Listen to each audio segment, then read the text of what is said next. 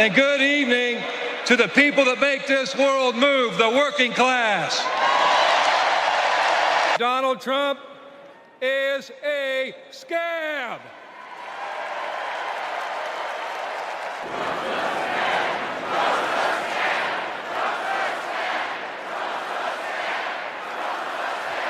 And corporate greed is alive and well in the auto industry.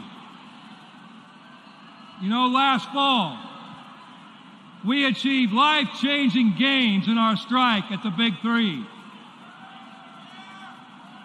We even won a commitment to reopen a closed plant not too far from here. We were able to do that thanks to the support of Kamala Harris and Joe Biden and the thousands of auto workers that went on strike.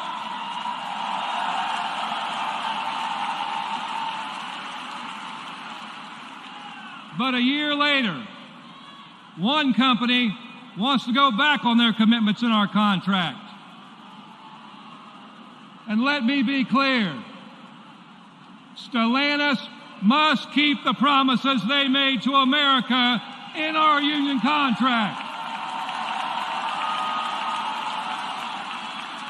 And the UAW will take whatever action necessary at Stellantis or any other corporation to stand up and hold corporate America accountable.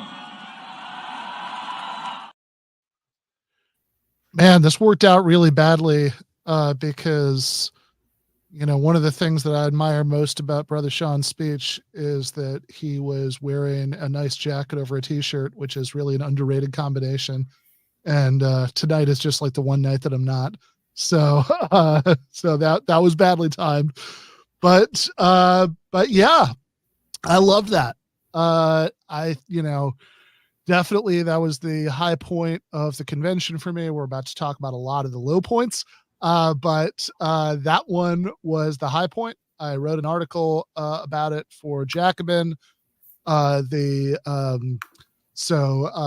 even though the final headline ended up being even more over the top, but the headline I suggested when I filed it was Sean Fain for president. Since basically my thing about that speech is that I loved absolutely everything about it, except that he heaped way more praise on Biden and Harris than they deserved. But he, that, like, if you think about the core of that speech, it's really just night and day different from, if you can remember back to 2016 when all the liberals and Democrats thought it was an epic own to say that because Donald Trump overstated his assets, he probably wasn't a real billionaire. And in this speech, you had Sean Fain, tearing into Trump and Vance for being lapdogs of the billionaire class. Just the fact that he had people chanting "Trump's a scab, Trump's a scab," I think is kind of amazing. That it's, just sort of in the place where the most people are watching, just, reinforcing that idea that is not reinforced nearly enough in American culture, that breaking a strike is like the worst thing you can do. I think that's fairly incredible. And, Fain himself, I suppose, if you want to bash him for, being willing to endorse Democrats and not calling for immediate, socialist revolution, I guess you can do that.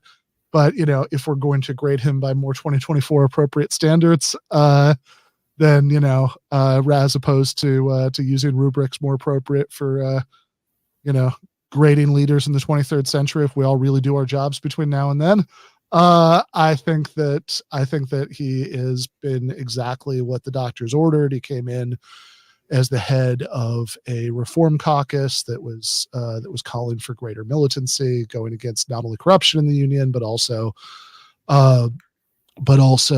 really going after contracts that were good enough, that included too many concessions on issues like two-tiered paid structure, and then when he came in, almost immediately, took this hard line in negotiations with the big three, and led the first strike in UAW history, where they struck all three of the big three all at once, and they actually won. And the UAW is the probably the most important union that's taken a stand in favor of a ceasefire in Gaza, has defended, Sean Fain has defended the campus encampments, pointed out that lots of them are graduate students who are UAW members, and said if you can't stand the unrest, you should stop the war. And he even there was a point where he, there's an early New York Times profile of him, after he took over the union, where he said he didn't think billionaires had a right to exist. Yeah, if anybody can remember, Jim Cramer was ranting for a while about how Fain was a commie. He even compared him to Earl Browder, which is actually a pretty deep cut, as the briefly the head of the Communist Party of USA in the 40s. But yeah, I really liked that. And I think that he went after Trump in exactly the right way. Again, not, oh, he's too crass, he breaks the norms, he's too much of an extremist, but he's a fucking scab. And there was even this real argument to it that, sounded like it could come straight out of, Jacobin or this show, that's, the right uses all this culture war stuff to divide people up, but you shouldn't fall for it. I think we've got that clip too. Trump is pushing divide and conquer tactics of the rich. It's the oldest trick in the book. They want to blame the frustrations of working class people. They want to take those frustrations, they want to blame it on race. They want to blame it on LGBTQ plus people. They want to blame it on some destitute and desperate person at the border. They do that because they want working class people to be divided and to focus and keep the focus off the one true enemy, corporate greed.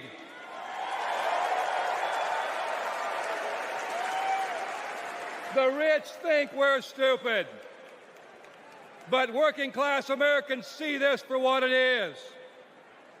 This is our generation's defining moment. Hell yeah.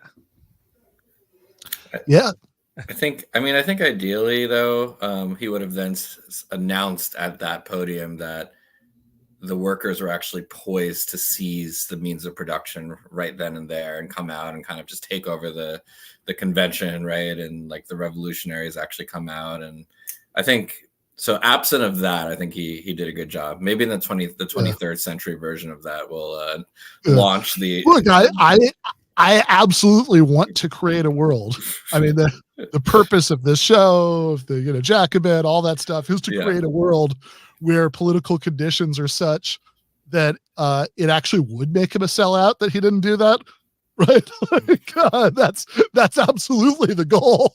We're not there yet, right? I mean, last I checked, we have something like a 6% rate of private sector unionization. So I think it's probably a little difficult to skip straight from that to an independent workers' party or a general strike or all out revolution or anything like that. But again, yes to creating a world where a version of Sean Fain who is who is indistinguishable from the one that we got right now will be a sellout. But in the world where we actually live, just saying the phrase working class that many times, again, using that pitch about, scabs, and, veering away from culture war, working class unity against the billionaire class, is, I mean, everything about that, the sort of pushback against anti-immigrant, right pseudo-populism, that, they want you to scapegoat some desperate, worker at the border, but you shouldn't fall for it. All of that, I think was perfect. And I mean, it's just a fucking shame that it was a speech on behalf of people who deserved it as little as Biden is Kamala Harris, right? But yeah, I mean, I also understand that in those conditions of 6 point something % private sector unionization, it's not exactly a confusing calculation how, you know, that the head of a major union could decide, yeah, we'd, you know, rather not have the, out of the two people who have any chance whatsoever of winning right now, we'd probably rather not have the one who's going to, you know, who's going to appoint hardcore union busters to the National Labor Relations Board, you know, so I fucking get it. Right. I just, you know, I just wish he were running himself. Yeah, I think at that point you're in a pretty difficult calculation where there's no great answer, right? Because he only has a certain amount of time to try to affect the election, right? He probably doesn't want to say something ridiculously fatuous about Kamala and Biden. Maybe he said some things that were a little extreme. That maybe no. I mean, I think he was like giving them more credit than they deserved. Like, but I you know, but strategically, I don't know if his goal, you know, at a certain point, if he's going to say that's his goal, right, to get them elected, which obviously would be a lot better for the UAW, then it just kind of strategically, it's hard to argue with. Again, I want to. Even on the way to the world where this would make him a sellout, I at least want to, you know, create a world where, you know, the strategic calculation is a little bit more complicated. Do you remember? Yeah. Do you remember I was just watching yesterday, rewatching with my dad, the Big Short, and they were talking about the end of that movie. You know, basically just how the bankers obviously fucked everyone over after that, and they said like. And then the narration basically says that, you know, and then in the wake of all this, they're just going to do what they always do, blame poor people and immigrants, right? And then there's like a fake out ending where they're like, actually, that's not what happened. Like millions of bankers went to jail. And then it's like, nope, actually, they just blame poor people and immigrants. The playbook is that predictable, right? And that came out 2015. I guess Trump was starting. I mean, none of it's new, obviously. Yeah. This was definitely pre-Trump. I mean, that's, you know, it came out the year that he started to run for president. It took a little while for people to even realize that this was like a serious thing, that, you know, that there was any chance whatsoever of him even like winning the Republican nomination. Okay. Yeah. So we did the best, we did some of the moments for the best speech of the convention. I think we're going to do second best, second worst moment of the DNC, and then the very worst moment of the DNC. Okay. So, but while we're on the relatively good side of the equation, this is, you know, so Bernie Sanders' speech, you know, certainly the second best speech of the convention, by and large, you know, whatever. I mean, Bernie gave the Bernie speech. Right. I mean, if you've seen the Bernie speech, you've seen the Bernie speech, right? It's like the Simpsons meme, you know, say the line, Bart. Only major country on earth where healthcare is not guaranteed is a right. Yeah. One day I want Bernie to be like, I'm getting word that there's another major. No, actually, we're the only major country on earth. I had you for a minute. Yeah, exactly. So it's like, yeah, look, if you go see a Skinner concert, you're going to hear Freebird. You go see a Bernie speech, you're going to hear what would be the Bernie deep cuts would be like some like inter fighting from like a 70, you know what I mean, like playing his back album track. I don't know what a Bernie deep cut would be at this point, but there's probably something he cares about. Yeah, no, well, okay, I will say so. I don't know if this makes it a deep cut exactly, but you know, if we're thinking about the songs that are, you know, always going to be in the set list. Yeah. And the ones that are like a pleasant surprise when they play it. You know, so by and large, look, Bernie gave the Bernie speech. I'm a big fan of the Bernie speech, obviously. So I definitely thought it was the second best one of the convention, but especially after AOC famously had, you know, I think did not deliver her best speech at the DNC. She, you know, and the, you know, I mean, overall, I thought it was, you know, just kind of mediocre, but I mean, like the thing, you know, the really bad part about it, right, was that she said that Kamala Harris was working tirelessly for a ceasefire in Gaza, which is, you know, not true. In fact, her friend Ilhan Omar, you know, sort of took a swipe without naming her in a speech the next day and said, there's, you know, working tirelessly for a ceasefire is really not a thing, right? Like in other words, you know, you want the fire to cease, you know, stop, you know, handing over the bullets, right? Like the idea that it's like, oh, they're, you know, it's like, you know, that, Yeah, It's those like, those pirates intercepting like weapons and shit are working tirelessly. I feel like for us giving the weapons, it's like actually we need to get a little more lazy, right? With yeah, exactly right. We're working tirelessly to keep the means of firing going, right? yeah. And so it's like, yeah, it doesn't really make sense under those circumstances. Oh, we're just trying so hard, right? But we can't do it, right? So, on that front, right? Bernie was much better. He had, he had this moment that I don't know if it was actually going off script, but the way he started it certainly made it feel like it was. I'd be fascinated to hear, but here's Bernie at the convention. We must. Oh, sorry, technical difficulty there. Let me see if it's working now. We must end this horrific war in Gaza.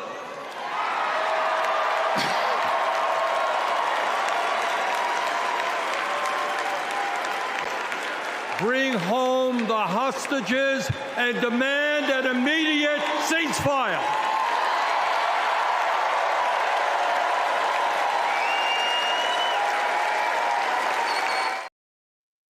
Yeah, and just before that, the clip started. There's he sort of did this thing where he used the phrase "at home and abroad" to summarize one of the big themes of convention. And again, like it almost felt like a moment from a movie the way he did it. At home and abroad, and then he like paused. It's like, should I do this?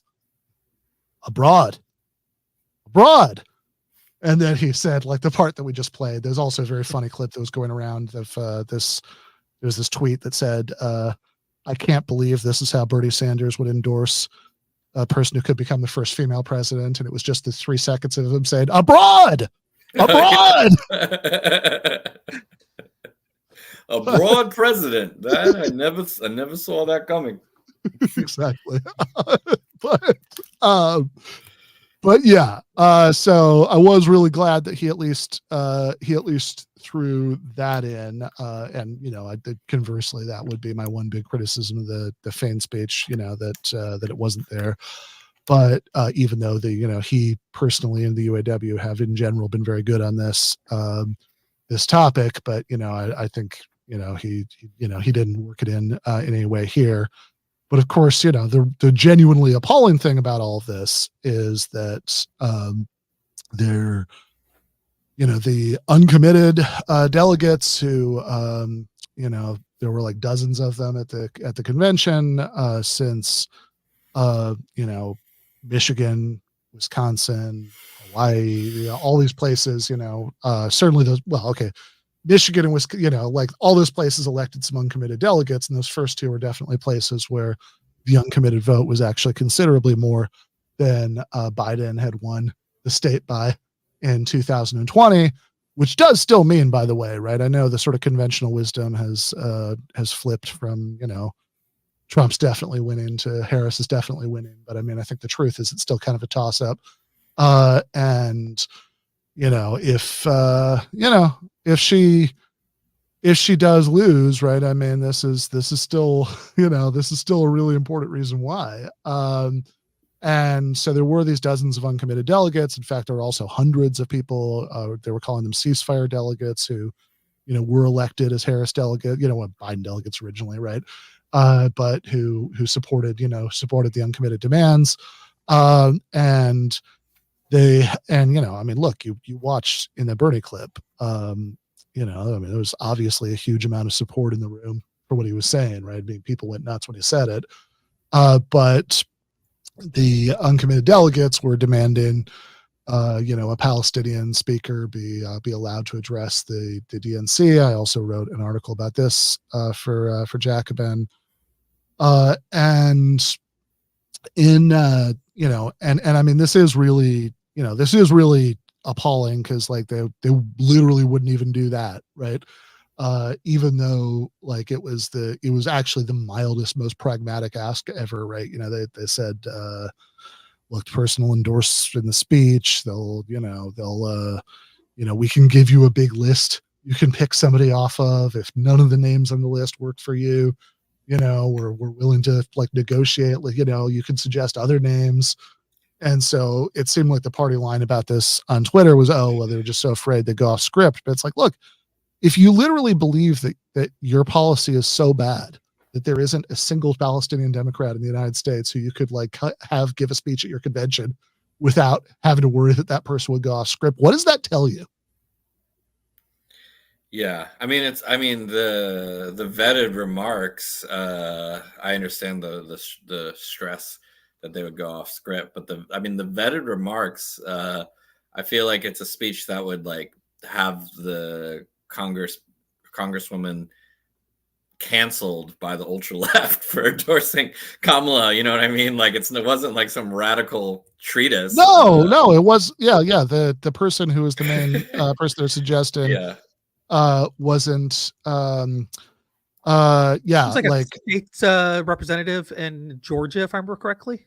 Yes, I think that's right. Yeah, and I read the vetted remarks. It was like, it was not radical stuff at all. I've actually seen, she has it on video too. Like she's on one of the news programs, and it's not very long, and it's really good. And I'm just like, oh, she's a great speaker too. Like, I was speakers. Yeah. Like, I'm sorry, she was good.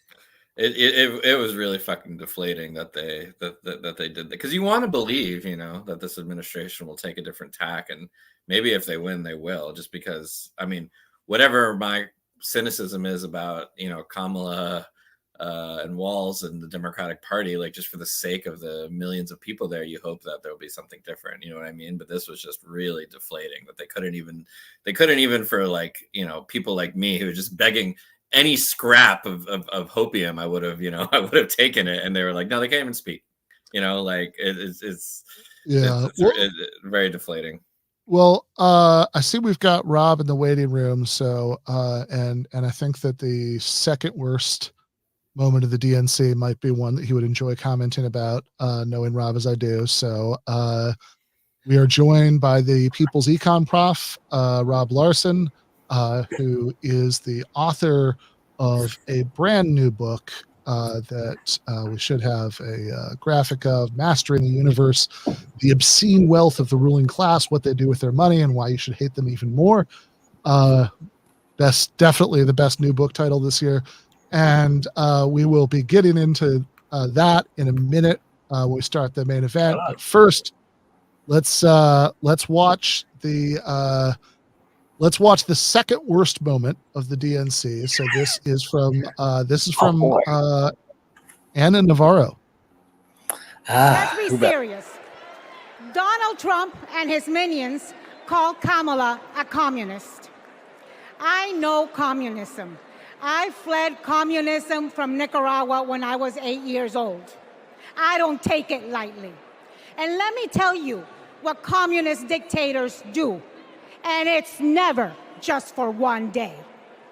They attack the free press. They call them the enemy of the people, like Ortega does in Nicaragua. They put their unqualified relatives in cushy government jobs so they can get rich of their positions, like the Castros do in Cuba. And they refuse to accept legitimate elections when they lose and call for violence to stay in power, like Maduro is doing right now in Venezuela. Now, you tell me something. Do any of those things sound familiar? Is there anybody running for president who reminds you of that? And I know one thing, it's not Kamala Harris. That is not the America we love. It's not the land of freedom we treasure. Last night, we heard President Biden say that he loves his job, but he loves his country more. Every American needs to love our country more. Every American has the duty to put our country first. Country first before party. Country first before political ambition. Country first before habit. And in this election, putting country first means one thing and one thing only: voting for Kamala Harris.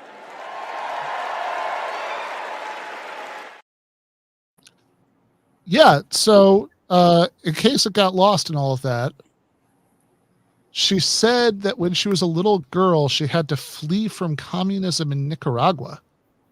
So confusing on any number of levels.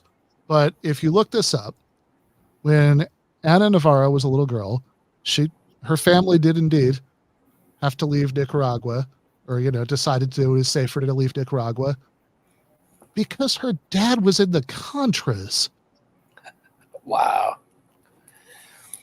Yeah, they're persecuting us just for belonging to an overtly hostile armed paramilitary force getting supplied by the dominant country that overthrows our government and supported our dictator Somoza for like 30 years. And just for that, we had to flee the country. I mean, that's, love or hate the regime if you take up arms against it. I mean, like it's we had only to flee from communism. Like, look, so, like my dad, just like many people, joined a death squad of like narco trafficking terrorists who rape nuns and and blow up soft targets on the Nicaraguan coast, and just like the government, goddamn big government, you know how it goes.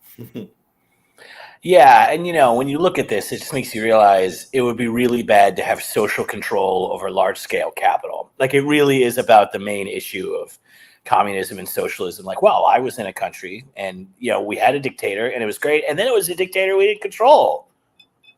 So that's bad.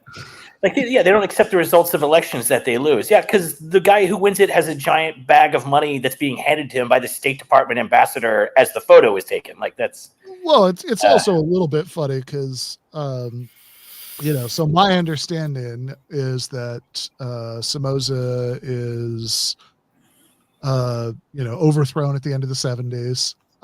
And then so the Sandinistas take over.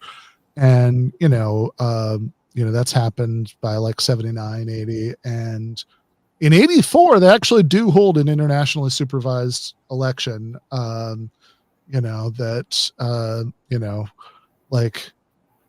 Observers from places like Margaret Thatcher's UK said was like a legitimate vote. So, just saying, like, I think that the idea that there was a diminution of democracy, between Nicaragua, between the late 70s and early 80s is really, is just remarkably nutty. Right. But also, again, I mean, I want to emphasize like the Contras. I know this is kind of ancient history, but I don't know, go listen to some classic punk rock albums or something, right? Brush up on this. Like the Contras were like really like, there's paramilitary force trying to overthrow the government. As you say, most governments, will in fact persecute you for that. But like really, as paramilitary forces go, I mean, there's really bad news. These people were being funded by the Reagan administration illegally because Congress had said they couldn't. This is what it's like all that arms for hostages, 6-way, maneuverings, were ultimately about. There was, a lot of this money did come from selling cocaine, right? There's the, the Medellin contribution, to the freedom fighters, in Nicaragua. And, they really were like committing like real atrocities. Yeah, health clinics and as you said, soft targets, just the ugliest stuff in the world. I remember one, folks want to read up on this. Yeah, you can also pick up Chomsky's books from the 80s, which are mostly about really obscure U.S. policy toward that region in the 80s and early 90s. But that he mentions there was a U.S. supported newspaper that maintained publication in Managua like all the way through the Contra War, La Prensa, I think, and was allowed to operate openly, calling for the overthrow of the government at a time when there was there was an armed paramilitary trying to bring that about. It was allowed to operate all the way through, the notorious Ortega years. It's very easy to turn all this stuff into a funny, Orwellian parody of reality. And then you get to go on the DNC and put on a very fancy gown and talk about how you were very brave because you and your wealthy family fled the country because you're shooting bullets into health clinics to overthrow a social democratic government in the developing worlds. It's very, very appropriate. I'm very brave. I might have preferred Mitt Romney. Remember, he was rumored to speak. Honestly, that would be more noble than having this person. Honestly. That would be so smart. I feel like that would be a smart thing they could do. Yeah. I mean, there was all this discussion because they sort of like that. I mean, the DNC teased, right, that they were going to have like a surprise guest, and it was like, and then like it was all over. Everybody's like, wait, when was the surprise? I don't understand. Which one of those people was I supposed to be surprised by? The surprise was there's no Palestinian talking speaker. That was the surprise. Exactly. Surprise. At first I thought that's what they could be referring to, but then I realized that would maybe be in worse taste. The only thing in worse taste than like not having a Palestinian is like, we have a little treat for you guys, like big surprise. Like I thought about it for a second. I was like, I don't think that's it. It's probably a musician or we have a big surprise, and it's a little puppet with a kafaya. I love Kamala. Oh, thank you. Isn't that sweet? Yeah, exactly. Oh no. Yeah. Well, when Kamala gave her speech at the end of the night, last night, I was watching quite a bit of it while I was like going around washing dishes and all that, and I thought most of it was, just calling balls and strikes here, just on a level of rhetoric. It was better than I expected from her. Certainly than her lackluster 2019-2020 campaign would have led me to believe.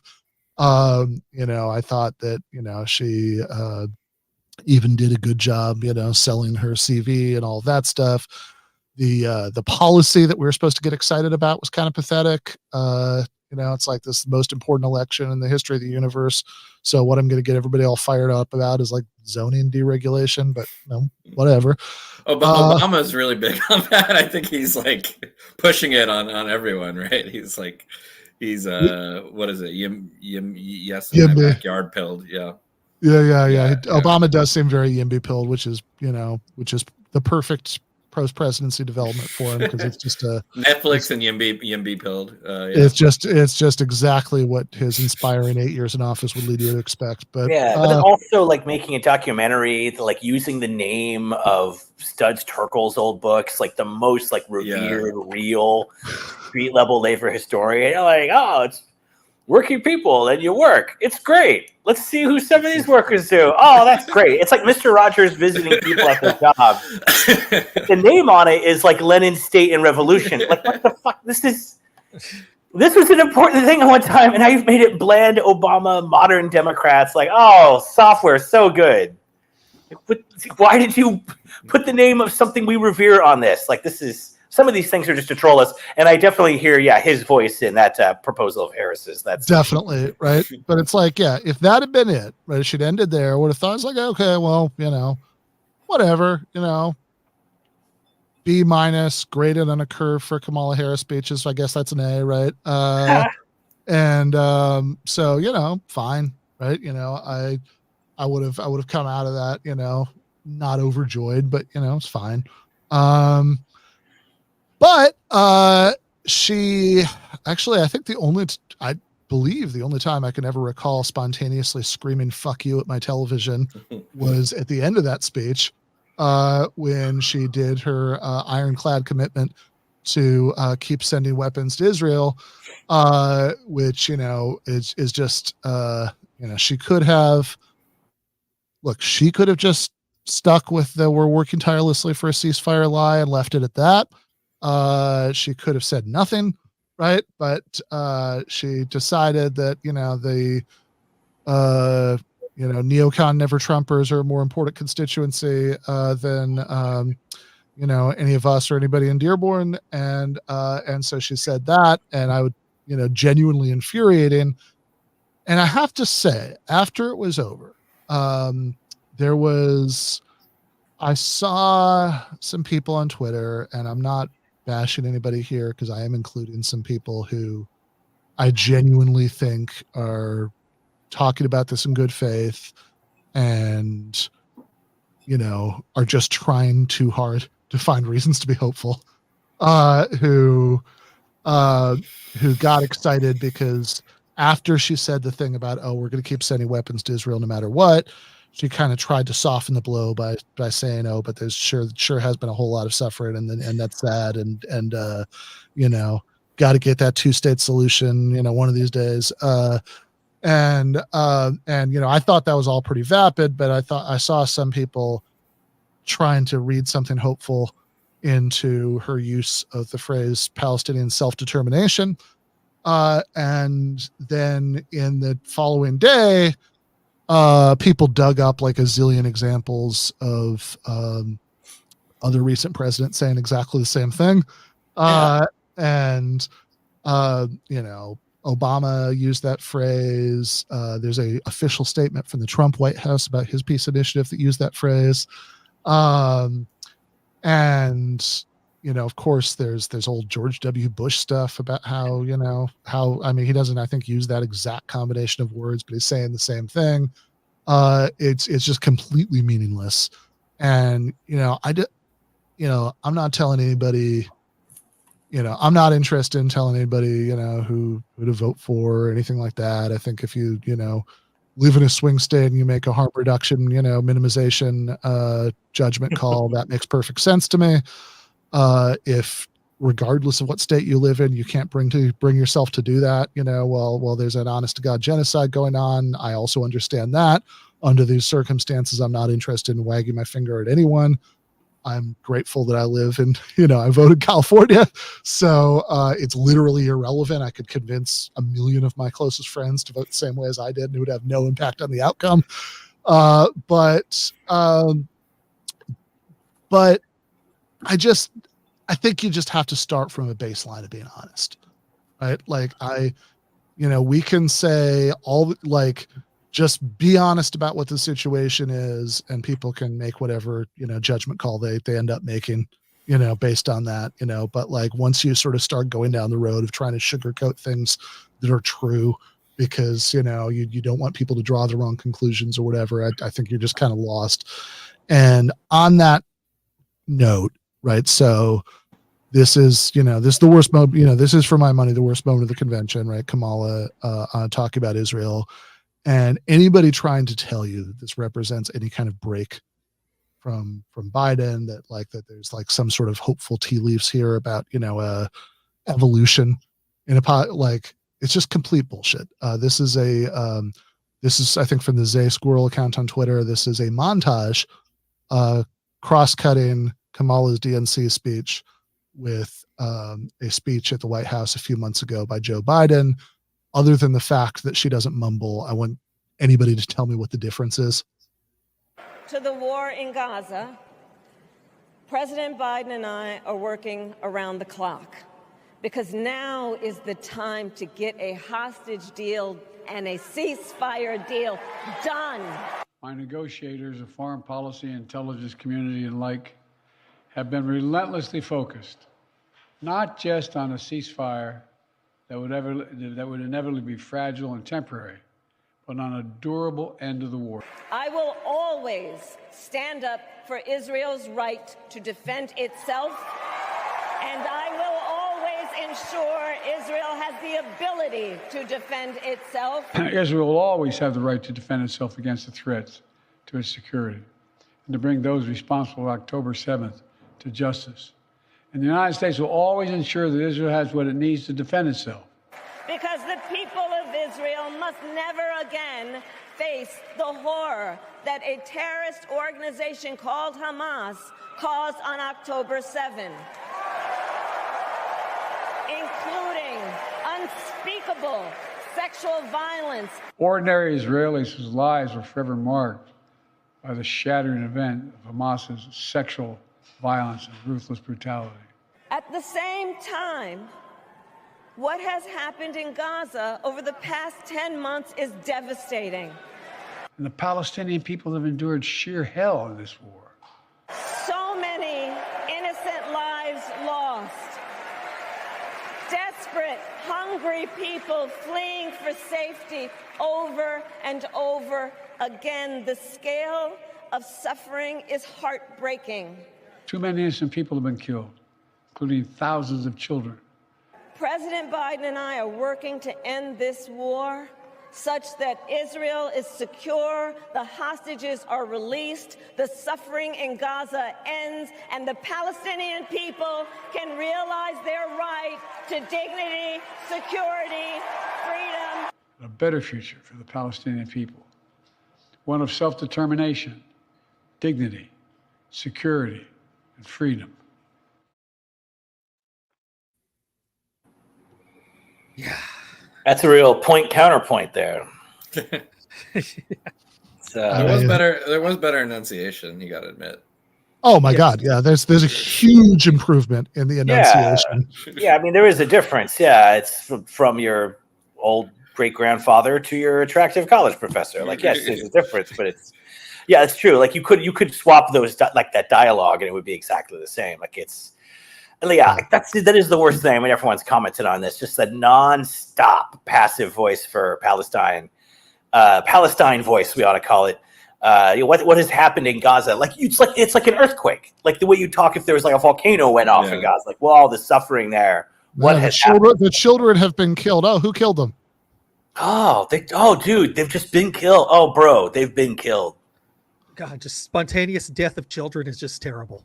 Yes, but I'm working behind the scenes to stop the unclear mechanism resulting in this death. So that's reassuring. It's. I mean, I guess this is obvious, but just to she's devoting a certain amount of real estate in her speech, right? Like timing wise to this topic, and to put so much of it on sexual violence, which a lot of it I think has turned out to be at least questionable, right? Like some of the claims that were put out there.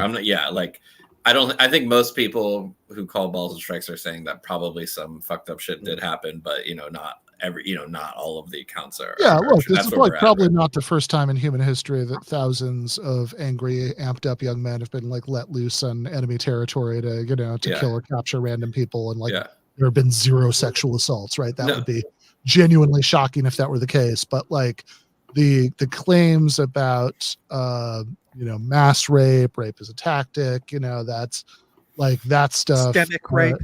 Like it does not look like the evidence that's been presented for that, has particularly held up.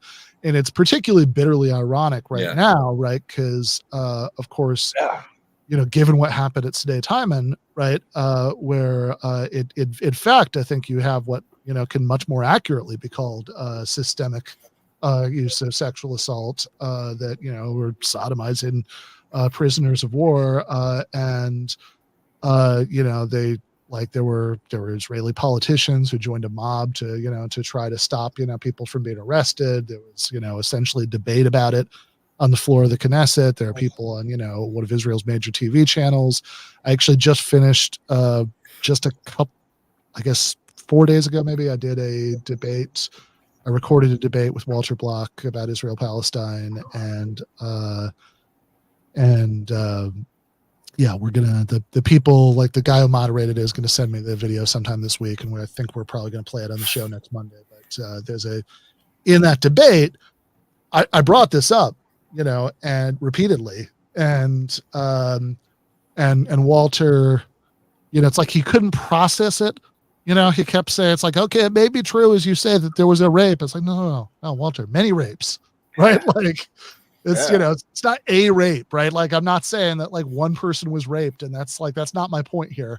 And then a certain sector of society, like literally having a rally in favor of not prosecuting the people who did it, right?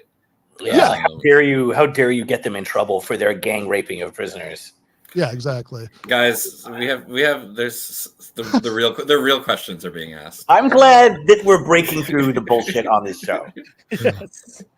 I'm not, but I get that a lot. I'll be fair. We'll be doing complete family trees and cheek swab genetic testing of everybody on the show. This is our Obama birth certificate for the left. This is that moment. Sorry, not to poke fun. I get that a lot. I do get it a lot. It's okay. But anyway, good transition. Fair enough. Look, book because this is the most, this is the most important thing about a person. So, yeah. Yeah, pretty inspiring stuff there. That has got to be. See, I didn't watch the DNC because I thought it was all horrible, and now I realize my mistake that I made when I made that choice. But I will say, my only other thought about this is I like that. I don't know what the speechwriter handbook this comes from, but everyone has to call it an ironclad commitment to Israel and Israel's security, which I like. It's iron. It's strong, powerful material. The strong, unbreakable material, such as you might make into, for instance, a pier on the East Mediterranean coast. Just strong, unbreakable material that is reliably present for more than a week at a time.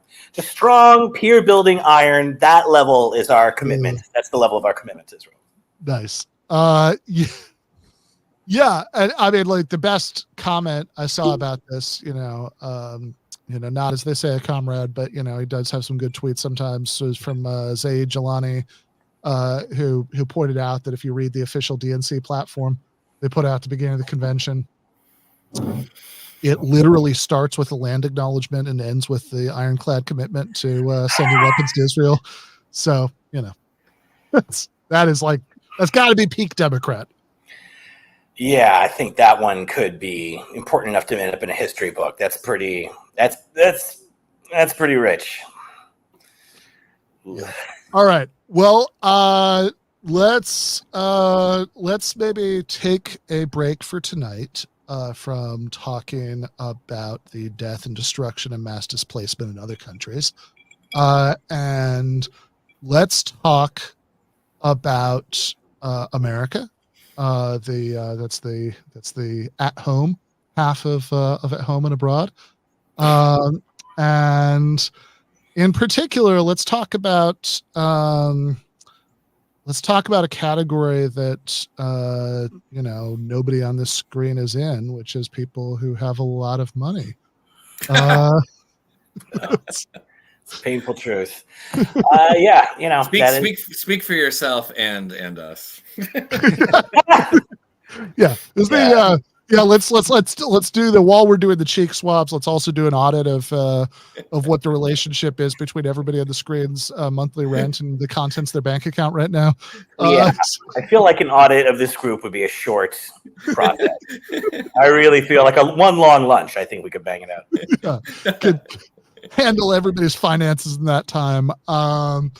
It's Yeah, it's like, there's a data breach. I'm not the first to say it, but I'm always just like, do your fucking best if you want to log into my account and maybe you could invest better, or I don't know. You might accidentally drop more money in there. Yeah, we should post our social security numbers that someone will steal our identities and take our student loan debt. That would be amazing. Oh, they took damn, they got it. Yeah. Guess I need a new credit score. Someone took my old one. I don't have it. Yeah. If anybody ever tells you that the way to a life of luxury is to become a socialist podcaster, I just wouldn't listen to that person. But I will. Okay, so Jake and Andy, I will see you guys in the post game. I'm gonna go invest in some crypto or something. Try to fix this situation. So I'll definitely the advice I would give. I'll let you guys. That's what the book says to do. So. I was gonna mint some NMTs or something. All right, Andy. We'll that hasn't fallen out yet, has it? We'll talk offline. See you, boys. So the book once again is Mastering the Universe. The obscene wealth of the ruling class, what they do with their money, and why you should hate them let's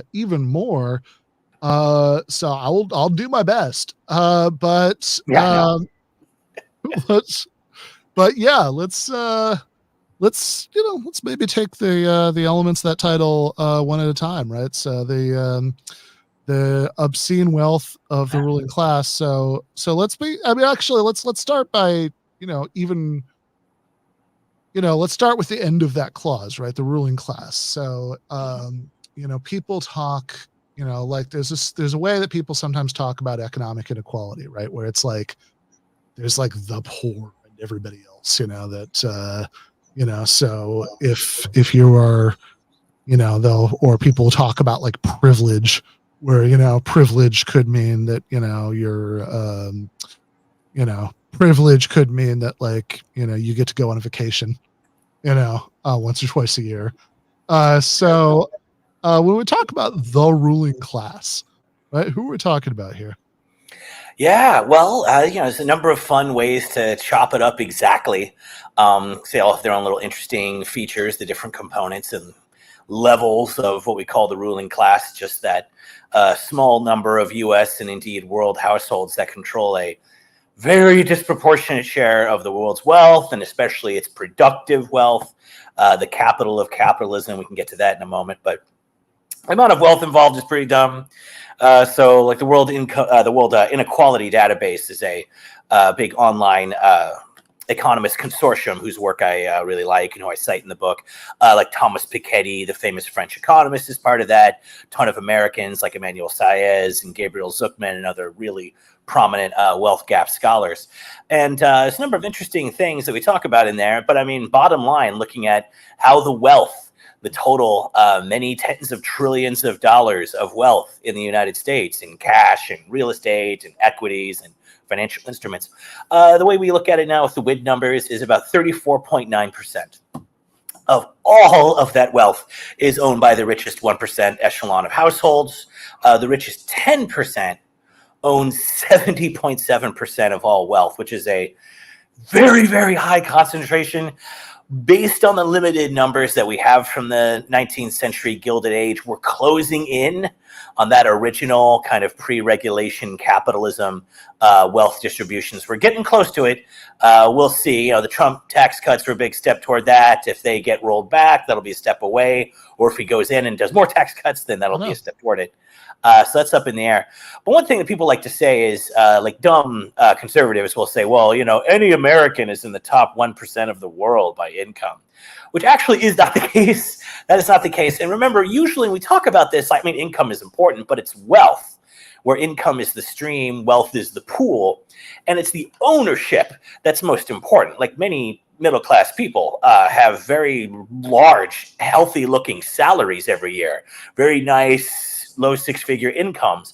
But if you have a gigantic mortgage and you have a ton of debt, you can have like a negative wealth position, as many middle-class people do, because they have a giant mortgage, and that money that you owe is a negative offset on that wealth. And, you know, we look at other sources of wealth information in the book, like the Federal Reserve has the distributional and financial accounts, which has, importantly, very similar numbers to what the WID has concluded too, like using different data and different methodology. Pretty coherent picture. And so just one thing I say besides all these kind of drab numbers about this stuff is that there is a very common thing, as you said a moment ago, getting into class. People think, yes, well, the classes, there's the poor and perhaps the rich, sure. And then most of us are middle class. We're this big smooshy middle class of, you know, doctors and people cleaning the doctor's office. That's all just the middle class. But that's become a really fruitful area because lots of shallow idiots, but who want to seem relevant because they want to talk about class analysis, which everyone can see is so important now. Here's what you do. You go to some cool seeming independent outlet, but that's actually conservative, like let's call it Schmompact. And when you go to Schmompact magazine, you write about how, oh yes, there's class differences. Look at these affluent professionals, doctors, attorneys, teachers, scientists, engineers, working from home during COVID, using their laptops, getting paid, managing the blow of inflation. And you want to compare that over to what we see with the working class. And, you know, they had to work during COVID because they're essential and they got sick and died a lot more. And people want to make that divide among the middle class the main class distinction of today. That's something I just spend a little time on early in the book because it's such a common, just purposefully misleading, I guess, pitfall now. But the fact is, I would just say, if you're white collar or blue collar, you know, working class or professional class, you have one thing in common.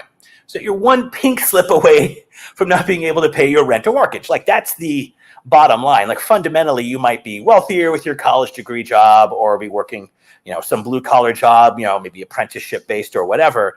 But we're all like very much within the power plays of the 1%. And if they close down the factories in our part of the country, we will all lose our jobs and be screwed. So that's the first thing I want to say about class is it's not just, do you wear a blazer or t-shirts when you go out? It's, do you own wealth? Do you have passive income from your wealth that makes up most of your income? For the huge majority of us, we're working for a living. And that's the real class distinction between those of us who are working every day one way or another versus people who have so much wealth that, you need not work again. Your wealth works for you. Like, that's the class barrier. Yeah, your money is making money. Yeah. I mean, clearly, it's actually funny. After the Rutgers strike, I had a article in Schmompact where I made a point of saying that about the laptop thing, that it's like, look, it doesn't really matter whether you can do your job on a laptop. It matters, whether you own the business or you're exactly right. or you have to sell your working hours to the people who do, right? I mean, everything else is details. I mean, that, like, I really like your point too about the global aspect of it, right? Because, like, even aside from it not even being true that every American is the global 1%, just like mathematically that not being the case, that, there's a difference, between, you're somebody who you're, a worker in a wealthier society who's doing better than a worker in a less wealthy society. But, as a worker in a wealthier society, it's, you're not, you're not making decisions that are setting the wages of the worker in the less wealthy society, right? I mean, you're not in fact profiting from that in any way, right? That in fact you'd be better off if the worker in the less wealthy society was able to demand more income, because it would make it harder for your boss to to threaten to move overseas and give your job to them. Yeah, it's true. And and that is definitely the case. Absolutely. I mean, there is a certain amount, where people want to, we're better off than those really poor people. Like, their presence mean that your job always has a sort of Damocles over your head, because they can, at least threaten to move your job overseas. Technically illegal, but all over the place. Very common move. Like, it's true. Like, it's not in our interest to have a gigantic global mass of impoverished, desperate people. They're going to try to extra legally migrate to your country, and they're going to try to overthrow the government that we try to keep in place to maintain our Western ownership of their resources.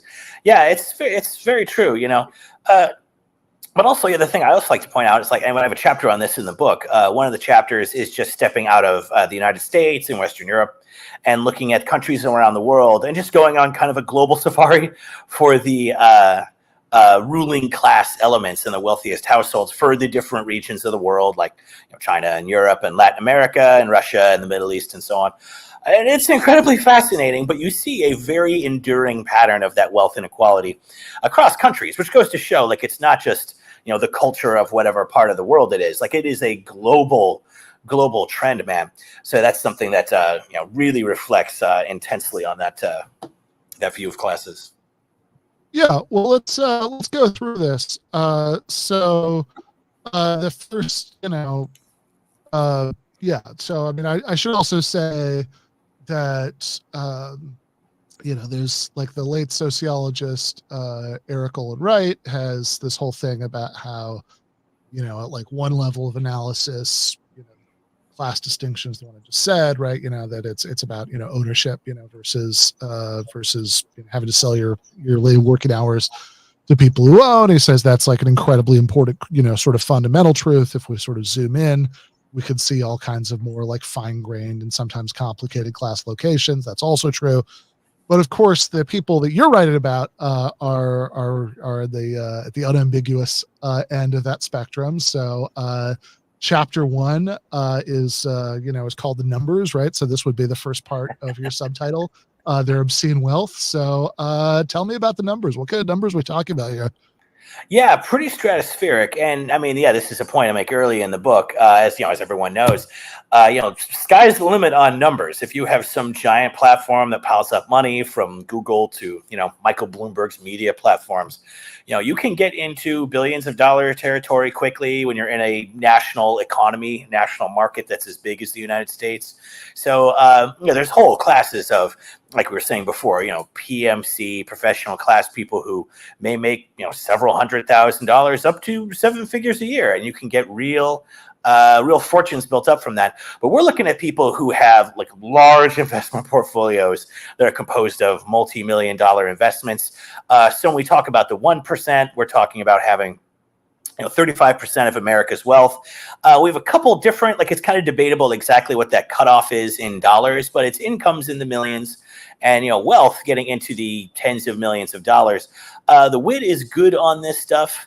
But I always like to point this out too. It's not just ownership of that wealth, it's ownership of that productive economy. So if we take a look at the ownership of stock, all the equities and corporate assets that they have, your wealthiest 10% owns almost 65% of all traded stock in America in all those gigantic global corporations.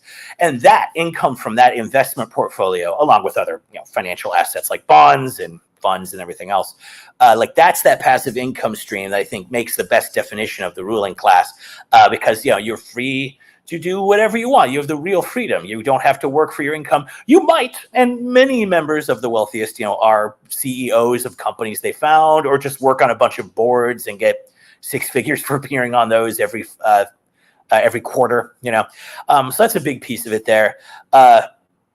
There's other definitions as well. One that I like is unwies. That's something that's become more common than referring to the 1% recently in business journalism. The unwies are the ultra high net worth individuals. And it's been a minute, but as I recall, the standard for that is to be considered an unwie. A person or family must have at least $25 million in non-real estate investments, which is important. Middle class people, first thing you do if you ever get some money is you buy a house, or you try to get a mortgage, and if you're doing decently, I already have a home, well, I'll get a vacation home.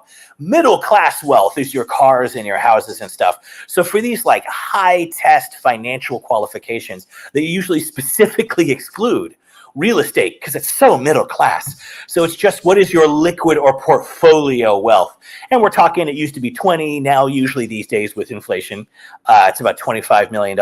So those are the kind of numbers that we're talking about here. And of course, this gets reflected in the totally bananas prices for everything that they buy, which we can get to in a moment when we talk about the lifestyle, of course. Nice. All right. I am, I think I'm having some connection issues. I'm just going to duck out. Ben, it just got a little better when I joined, actually. So, Rob, are you seeing? Yeah, Ben was just slightly laggy. It looks good now. I don't know if Ben's blurrier or if I'm just super crisp. Maybe I'll just hang out here for a second, Ben, because I seem to fix the stream with my presence. But yeah, you have a stabilizing presence on the show. Yeah. But okay. All right, I'll stay for a bit. All right. Yeah, if I start to, my connection starts to seem weird again, I'll just let me know and I'll pop out for a minute and come back in. But yeah, let's let's talk about the lifestyle. I mean, this is the primary thing that this show is dedicated to. It's the lifestyles of the rich and famous. So yeah, I mean, what are these people doing with with all this money? I mean, it's pretty, probably something really cool that we wouldn't think of. Yeah, that's the thing. It is tough because we watch a lot of media that have really, really wealthy characters, and Iron Man, and I mean, just every damn show, the people are at least affluent or very rich, and they use their wealth to make these cool bespoke rocket cars, and they have lairs or secret identities, or or date Scarlett Johansson, something, the money's being used in some futuristic, cool way. And it's annoying because when you look into it, it is just lame stuff that costs more than almost as satisfying normal versions of those things. So of course the biggest thing, does remain real estate, even though we exempt it from counting how rich people are. It does remain one of the main ways that every class has of showing off, and that's very true here. So you do have a lot of wealthy families, definitely in the U.S. and certainly overseas, where you're looking at old money and ancestral wealth. Very frequently there, you're looking at the big, grand country homes and mansions, estates large enough to have names. That's always a giveaway. And again, you can tell because every suburb imitates that. Like, oh, the Squires. Oh, wow, you're really fooling everyone. It's a very old family from this estate that was built in 1989. But that's a big feature. And you will see families, with estates that have 20 bedrooms, 30 bathrooms, separate guest houses, separate garages for the collection of classic cars. Like those things are there and are pretty well. The penthouses are very big these days, especially, again, one big feature of how having this rich class affects the rest of us is that, in that New Deal period, the 30s through the 80s, when the economy grew, incomes grew for households across the board. It's like working class households would get some income growth, professional class ones would, wealthy households too, but they all kind of grew with the GDP. And that meant that a lot of money went into the middle class, and middle class households, blue or white collar, when we get more income, we spend it on our quality of life. We're supposed to consume a lot of that to have a better life. That's supposed to be the idea of economic growth, So you put some money into Junior's braces and to paying for his college fund and paying down that credit card. And maybe you take a modest vacation or something and have a little, middle class privilege, no doubt. That's what middle class people do with money, because we're not wealthy already. When wealthy households get money, for example, from a series of tax cuts by the Reagan, Bush, and Trump administrations, when that occurs, you're looking at households that start out rich, that already own their home and probably own their homes outright. Maybe you keep a mortgage on one of the vacation places. It's important for credit rating management and so forth and making your wealth manager happy. But that is a tremendously different thing, because when wealthy households get more money, they save most of that money, which means it gets invested, and which means that capital goes into markets for things that you can speculate on. And so we start getting giant bubbles in everything in the economy, from tech stocks in the 90s to the gigantic $20 trillion housing bubble of the early 2000s to today, where we have bubbles in crypto. We're on like the fourth Bitcoin bubble right now. We have all kinds of crazy versions of this. And of course, the clearest version is what's happened to real estate in this country.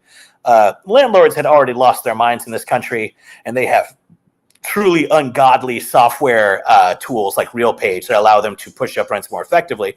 But just the big thing with the housing stock is when you have people this rich, middle class houses just become their investments, and they become part of their investment portfolio. And maybe they rent it, maybe they don't, maybe they Airbnb it, maybe they just flip it and sell it.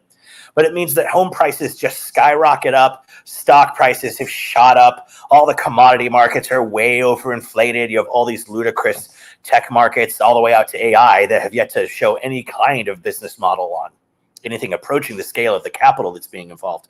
That's a big effect of this too. So while these guys, like to buy houses and take them off the market and flip them and make life just utterly unaffordable for us, they don't live in these dumpy places. They live in wealthy penthouses. And this is a big deal in any major city's urban housing markets.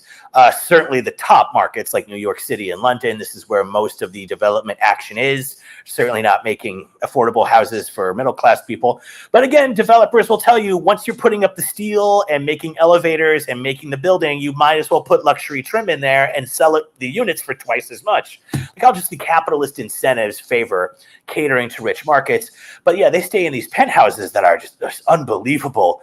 These gigantic spaces, huge marble countertops. I mean, every kind of bizarre amenity. Some of them are made so that you can't usually see through the exterior glass and windows on these places. Like Bill Gates' daughter famously got a penthouse a while ago in New York City and wanted one that was super privacy because her father's in the ruling class. And so it came with all these bizarre contraptions to make it impossible for paparazzis to pop off a photo of her. Like these are the amenities. But again, if you read coverage of this, like Wall Street Journal, for example, if you're a subscriber like I am, every Friday you get the mansion section. Can you see that? Read mansion there. Very nice. And you can read about what's happening not in your real estate market, but in other real estate markets that look like this. And the first thing they always mention about these penthouses and these big vacation estates and the Hamptons and everywhere on the coast you can't go to, they're empty all the time because there's some wealthy American or European or Russian or Arab families, fourth or fifth property. Half the reason they have it is just to have a place to sock their wealth and invest it for a couple of years. So these places, again, it is well established, like in America, for every person who's sleeping on the streets and in our messed up indigent shelters every night, there are many, many penthouses and freestanding family homes sitting in dark silence while the climate control clicks on and clicks off, and there's no one in those rooms. Like that is the liminal spaces of this kind of class structure economy. Last thing I would just throw in here as far as the lifestyle stuff is the getting around aspect, which is a big part of being rich is you travel in style. And, in the Gilded Age, that meant a private railroad car for JP Morgan and so on. These days, we have more technology. We have more ability to take credit out of the futures account. And so this is about giant mega yachts and the private jets. I don't want to get to the jets when we talk about climate stuff, but the yachts are studying those was a psychological journey for me. The amount of money that is spent. Some of these very high-end yacht brokers brag about how 2 million man hours was used to make this yacht, because you walk around the many floors of it and every part of it is just covered in real craftsman detail, like little stainless steel bars between where the rug meets the hardwood. And you probably never noticed that, but it took some skilled craftsman 6 months to put it together, and it cost another $500,000. Bookshelves, with leather on them, for nice leather bookshelves for all those books that you're totally reading all the time. Marble floors, marble bathrooms. Some of these early yachts, like Paul Ellen's yacht, the Octopus, or is that Larry Ellison, one of my state's techno billionaires, was famous for having so much marble that they were worried they wouldn't be able to keep the boat, not from sinking, but just became top heavy. You can't have too much weight distributed at the top of a rocking entity. That's dangerous. So a lot of engineering. Yeah.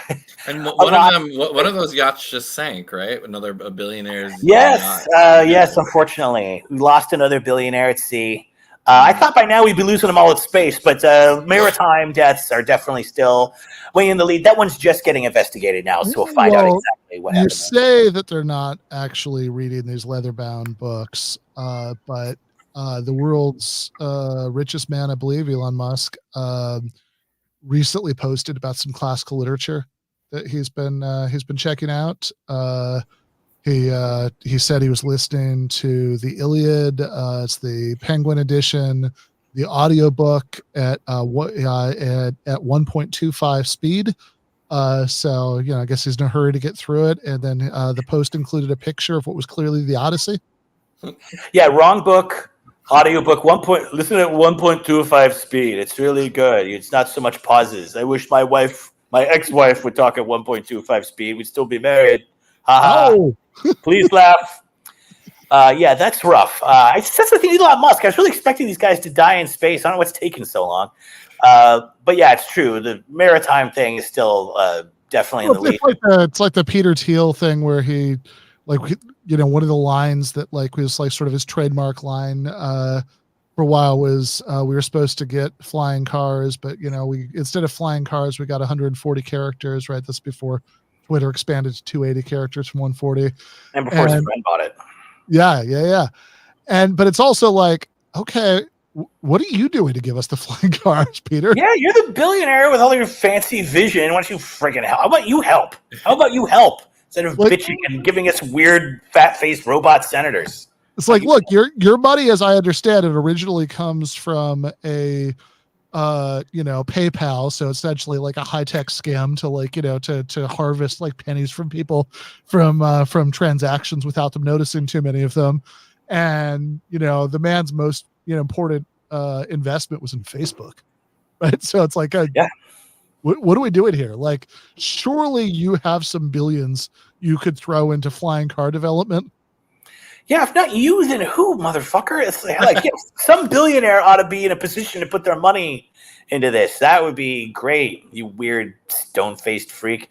I like what Jacob brought up too. That was a funny thing about Musk specifically posting about reading the Iliad. I like to picture him now saying it's really fun to read the Iliad, listen to the Iliad at 1.25 speed, and he's like on a yacht that's sinking.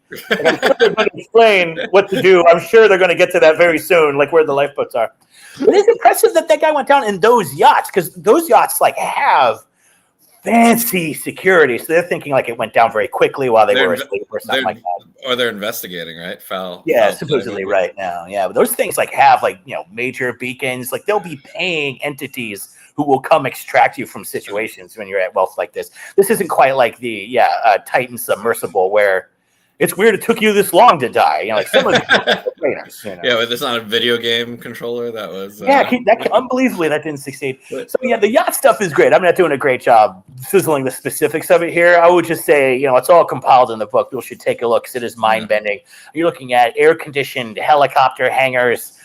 You're looking at marble floors, huge amount of staff in not as nice staterooms as the guests. In fact, they're shitty and have bunk beds and they look like a cheap dorm, like a Charlie Munger designed dorm. That's what the worker housing looks like. Because many of these belong to Arab and Russian oligarchs, you feature like real security features, like tons of onboard security staff. And my favorite, which was a bulletproof shower stall. Like that is that day. And now they're thinking of all the angles, just in case the staff ever get mad. Exactly. They come in, do they have your towel? Or does it have like some cute James Bond minigun in it? You don't know. So you get the bulletproof shower stall. They shoot bullets at you and you're still alive, but you're nude looking at an assassin though. That's still pretty rough.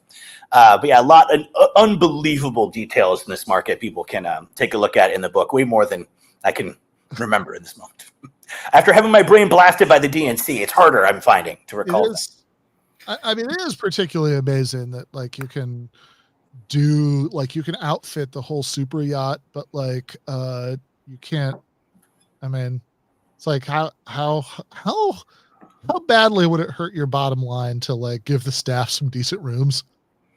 It's always it is impressive because it's like you wouldn't believe these rooms, like just giant king size beds, like unbelievable appointments. Leather walls or fine metals on the walls. The entirety of the bathrooms are made of marble. Like the vanity and the stupid sink drain is marble. Like shits that don't need to be made of expensive imported quarried marble are. And then when you look at the crew quarters, it's like one really bad kitchen. And just and usually it's 2 bunks per a room for workers. Sometimes you get 4, and they have them kind of interweaved. You see a bunch of this stuff. And this stuff, like the property, is one thing where I will say, you can go on YouTube and find some decent channels and watch tours of crazy mansions and yachts and so on. And that definitely was a part of this research here. But the problem with that style is it's all like, look how great this is, so cool. It's only $1.5 million to rent it for a week. Weird overcompensating dentists or something. So if you want to do that, you can.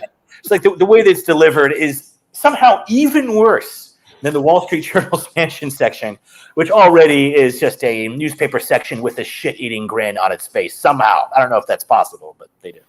Well, there was a New York Times story recently. I can't identify it right now, but I just saw people talking about where a bunch of couples went on vacation together. And then their help started all talking to each other about their working conditions. And then they almost went on strike. But I think the angle of the article was like, here's the problem with group vacations. Yeah. Like, here's how to make sure, tell your staff before you go together that the other person's staff said that you look fat or something. Plant seeds of among them before they meet, or they'll just realize they're other working class people. And next thing you know, they're hiding your, loofah bathroom scrub while you're asleep. That's not nice. Awesome. So moving on, we have chapter 3. Yeah, it's fun stuff, and there's lots of ways to chop up the classes. Everyone does it. It's fun. And we were talking about it before. Like, there is a strong tendency now because I guess just because the class wars become so naked and everyone is so skeptical of billionaires. and their power that now, like, even the right wing is trying to pose as being pro-labor. We've all been talking about this a ton in various formats, and that's important. It's always like the flimsiest friggin' fig leaf you ever saw. Like, I still think of Marco Rubio's plan to pull 6 months out of your Social Security and give it to you when you have a kid, so you can take that time off on your tiny ass Social Security income. You'll work 6 more years when you are, 55. Like, we'll make you take it out of you at the end. Like, unbelievably cheap, chiseling benefits. It's not. I don't know how many people are getting convinced by this, but because there's all this antagonism there, people are trying to make it look like that middle class distinction is the big one. When, come on, you can, if you're a billionaire, you can buy information systems. You can buy the Post and Twitter, and now you shape what people think. That is the power. Come on, people. Like, surely that's the meaningful class distinction here. So this is just one I get a little annoyed about, because people are trying harder than ever lately, it seems like, to dissemble around where the real cleavage is. When you say middle class, do you mean something like what do you mean, I guess, when you say middle class? That's a great question, man, because in the book I say, like, middle class is like one of those dreadful smush words that everyone uses to get away from talking about anything seriously. I say in the book, like, the middle class is not a useful term. People shouldn't use it, but as long as it exists. Middle class, you could say, like, your professional class and your working class, as it were, like your white and blue collar sectors of the broad working class. But again, like I said, a little bit earlier, as long as both categories share the threat of a pink slip, I don't really see how this distinction, which is real, can be called the main one. And, we should say, obviously, it's a real distinction. If you've had working and professional class jobs, I mean, the differences in pay, in comfort, and how you do your job in some air-conditioned office versus, in a coal mine or on some 1.5 mile tall, godforsaken cell phone tower that those CWA workers climb all the time with unbelievably little securement. There's like a lot more danger in blue-collar jobs. They're more physically exhausting. Yes, more dangerous, paid less respect, at least in many cases as well. There's some exceptions, like, say, firefighters. I loved the respect, during peak COVID when they do, like, the clapping, right? For the essential workers. Yes, is that's just nice.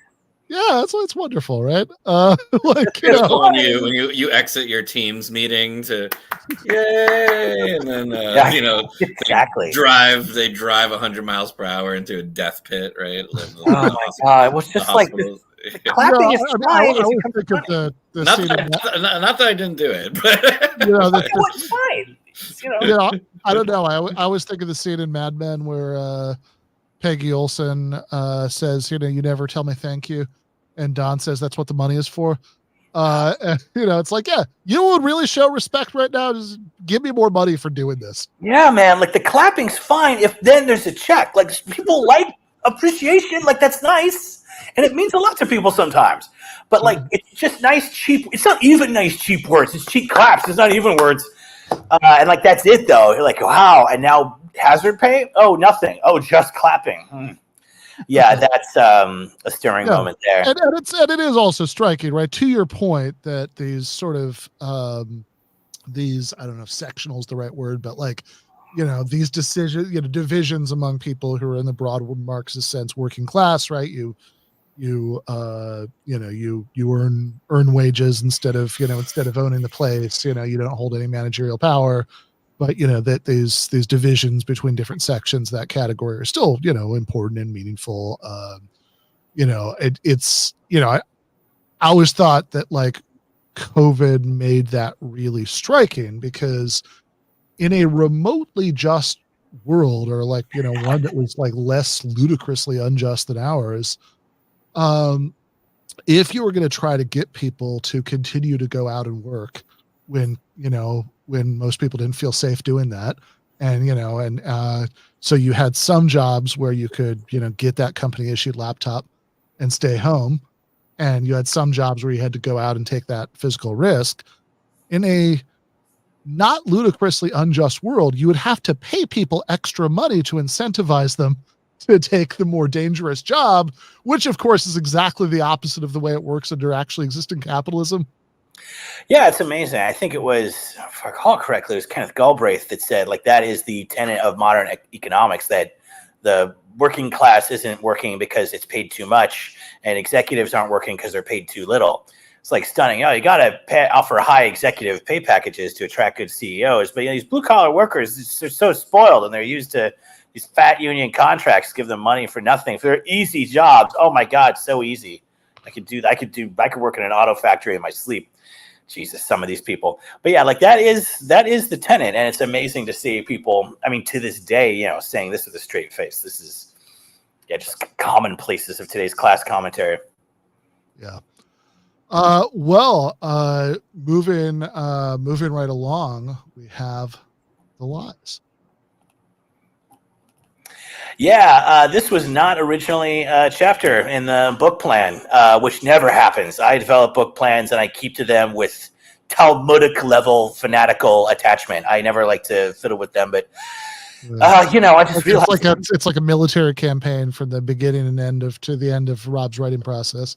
Yeah, exactly. Like I cannot admit that I designed any part of it in error, and my very supportive and helpful Haymarket editors are always quick to say, "Oh, it's the perfect plan," but because we're so unworthy, we feel we need 2 chapters here, and they kind of massage my ego to get me to do things in that way. So I had so many sections in the regular chapters that were just, and here's one of the lies that people use to justify the ruling class based on. Related to this thing I'm talking about. Here's how they justify it in this way.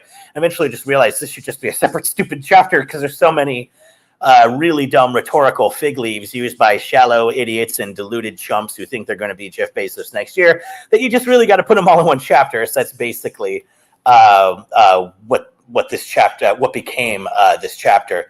So here I think we have 4 or 5 different specific rationalizations that you will hear if you talk about these subjects with Americans: job creators, social Darwinism, survival of the fittest, innovation, and philanthropy. I would say like those 4 are the ones that I think of when people want to justify Rockefeller or Bill Gates. It's like, oh, they're philanthropic giving and they invented this technology and they made employment.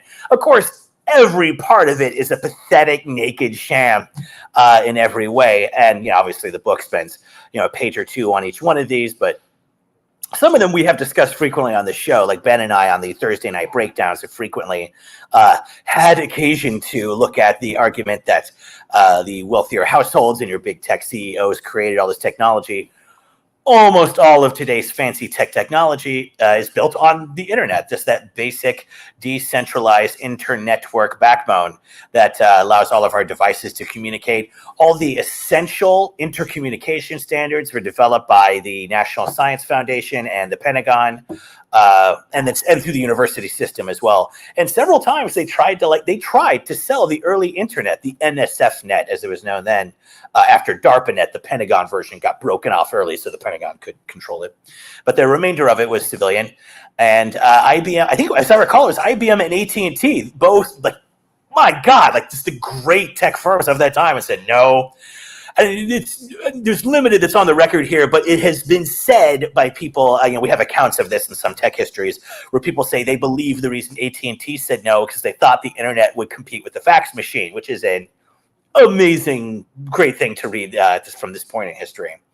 But that's a very difficult claim to make. These firms mostly coast on long, unprofitable decades of investment that can only be made by governments and militaries and universities, where we don't have Wall Street pressure for an earnings per share target that's got to be met.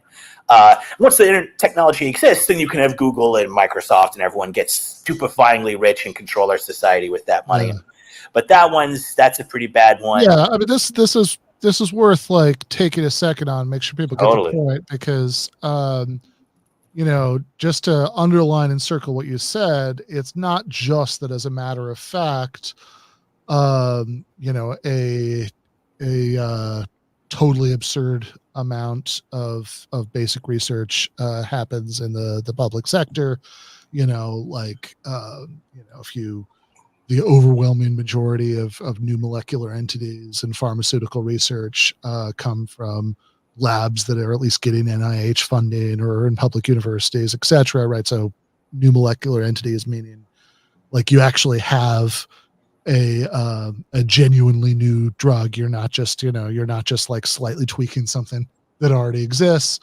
The other classic example is what's her name? Maria Mazzucato. Yeah, Maria Mazzucato, right? Like, she does the thing, it's the only TED Talk I'll ever recommend anybody watch, where she like takes out, like an iPhone, and it's just like, okay, right, yeah, this is like the ultimate like high tech, like this is what we get out of the private sector innovation, right? It's like, okay, every single thing that makes this a smartphone, not a dumb phone, was developed by the public sector, right? The GPS, the internet itself, the touch screen technology, all of it. And it's not just that this happens as a, sort of a matter of fact. It happens that way. Like, it has to happen that way, right? I mean, that was the point you just made, right? That like, completely. You can't, like, you could not have all this basic research being privately funded because, like, most of it just by definition doesn't pay off. That's how science works. Like, most of the things you try don't work, right? There are like a million things that become nothing, and then there's something that becomes something.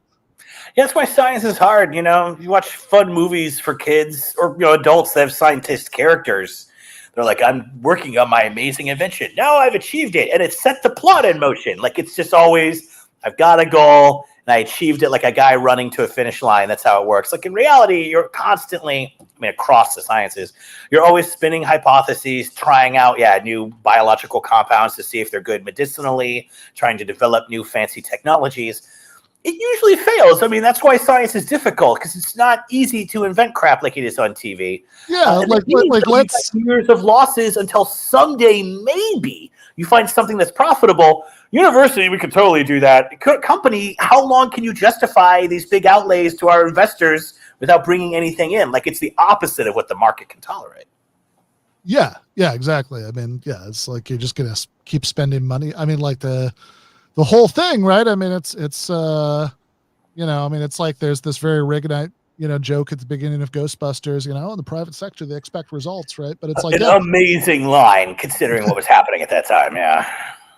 But also, like, you expect results, or you're not going to keep spending money on something that's mostly not getting you money back, with very few exceptions. I mean, even Antonio in the chat points out the Bell Labs from AT&T, but even that is like downstream of an artificial monopoly, right? Absolutely. That is like the one example you can refer to very definitively in the 20th century of tech innovation in the private sector is IBM and the transistor through Bell Labs. But that is the time when IBM had AT&T, or IBM had that full monopoly. Like, that is a huge feature of that, because you're a monopolist. Yeah, you're in that same position as a research lab, to the extent that you're funding away you're fiddling away a little money on your research budget is not going to cause you to lose market share. You can't lose market share. You're a monopolist. That's a really important case. I like that one. All right. Now we have the burden. Yeah. Yes. So the burden, this was an early part of the plan for the book, because this is just about the ruling class's contribution to environmental problems, especially looking at climate change, of course, kind of the central one, or at least one that's very close to our attention these days. And this one was very interesting. Look into this. Like, we do have data on this now. Again, it's relatively early days for this kind of economic research, but it really is amazing stuff. If we look at our wealthiest households today, we see that their proportion of carbon emissions, kind of not surprisingly, tracks the proportion of their ownership of the economy. So again, what makes these guys rich really is their ownership of these huge investment portfolios and owning all the stock and bonds and other financial assets of our corporate economy. So it's maybe not surprising that, again, referring to the World Inequality Databases research, which now includes climate numbers, although I cite a number of other sources in the chapter too, but just using these guys as a starting point. They concluded that, the richest 1%, again, of households globally now, the wealthiest 1% produce 17% of the world's greenhouse emissions, and perhaps more tellingly, the wealthiest 10% of world households emit half of the greenhouse gases of the entire planetary emissions. Like, that's dumbfounding. If you look into it, the tendency to emit climate, it's like your tendency to consume energy. It mostly tracks with your wealth. So middle-class people have a bigger carbon footprint or have more, average emissions than working class or let alone poor people do. But when you look at these wealthy households, it really does put in perspective all the little things that we middle-class people try to do to cut our personal emissions down. And the yachts are a big part of that. Some of these really, really large yachts can burn 100 gallons of diesel an hour standing still before you pull out of the fucking slip. You have to burn that much diesel, and a huge amount more when the, multiple hot tubs and so on are in effect, So that's pretty significant there, especially since those are just pure pleasure trips. That's pretty punishing. But especially those private jets really have kind of begun to eclipse high-end yachts as the definitive, symbol of the ruling class lifestyle. And not for nothing, some of those, private jets are reachable by the upper echelons of the middle class. If you're a PMC and you have sturdy six-figure incomes, yes, you can save up some cash and get one of the fractional ownership programs, and you own like 3% of, some Gulfstream or something like that. And you can ride it occasionally like a timeshare with a condo, only lamer and for less time. And that's the way to do it. But once you get to the really wealthy households, it's just private jets, how they travel. And it's not just because, it's faster. They say frequently, and I cite quite a few interviews with private jet owners and, consumers that I pulled out of other books about the rich from people who were not writing about them critically. And they say like, well, the real reason, yes, we don't have to go to the airport and that's annoying. But the big thing is they still want to be in a big crowd of people. They don't want to be in the big football scrum that builds up right before the boarding area, before every commercial flight in the United States. And it sucks. It does suck doing that. You can see why. But it's just all about separating themselves from the grubby rest of us. And the crazy level of emissions from those flights, it's just really unbelievable here. Again, in the actual chapter here, I have a couple of bits on this. Yeah, flying on a private jet, carbon dioxide emission intensity of 1,200 per flight, whereas the equivalent trip on a train is 25. So, in the neighborhood of 25 times the emissions of taking public transit along some trip. And there's a lot to say about that, but I'll just say my favorite thing in this chapter, if I can find the page right now, I'll show it to you guys. My favorite thing in this was I found some paper by just some obscure researcher I never heard of writing an obscure journal, the Journals of Annals of Tourism Research. This guy, has never heard of this guy. What an article, though. He just using purely the celebrity social media postings. So only counting trips that you could document that these people took. So clearly going to be an undercount there. And just reconstructed their annual private trip flying patterns for some billionaires like Bill Gates and Mark Zuckerberg. There's some celebrities like Oprah. I think it's before Taylor Swift became big, or she probably would have been part of this too. I'll just hold up the little reproduction of this. Boy, let me tell you, aspiring authors out there, if you want to get through a book production process, do not include diagrams because they're very arduous to get. You have to get approval for them. Oh my God. And then you have to get this good enough file, and then your editor writes to you and it's like, what's he going to say? Oh no. So I don't recommend it, but sometimes they're worth it. So here, let's see if I can put that up closely. Sorry. I apologize for this, people. I just want you to see this. So this is a little diagram of Bill Gates' private jet travel for just 1 year, 2017. You can see it's all across the U.S. and around the world. Private jets. Just stratospheric expense and emissions per kilometer traveled. And these guys, they'll travel anywhere, incredibly petty, tiny trips. Elon Musk became famous for banning that Twitter account, Elon Flights, I believe it was. Yes. Which is a great, just public service. And he's like, actually, I'm being doxxed by that. That's doxing. It's telling where I am. And that's like doxing someone. Doxing something is when you put up someone's address. This is saying you're at like the San Antonio airport. It's not exactly doxing you. You're in an airport. You're the safest place you can be in the United States is behind airport security. He said it was assassination coordinates, which is how I always like to think of it. If like a friend posts a picture with them and me and social media, and people can tell where we are, right? That they're out assassination coordinates. That's doxing.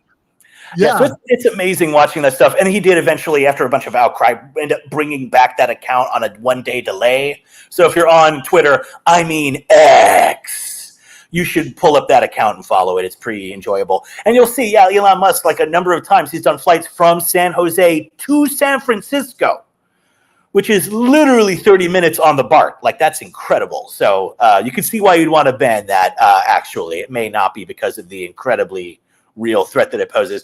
But these private jets are pretty fantastic. I have more details on those in the books. Planes that have the entire interior trim made out of alligator skin, giant king beds in the back. Just incredible stuff. Multiple private rooms on your flights.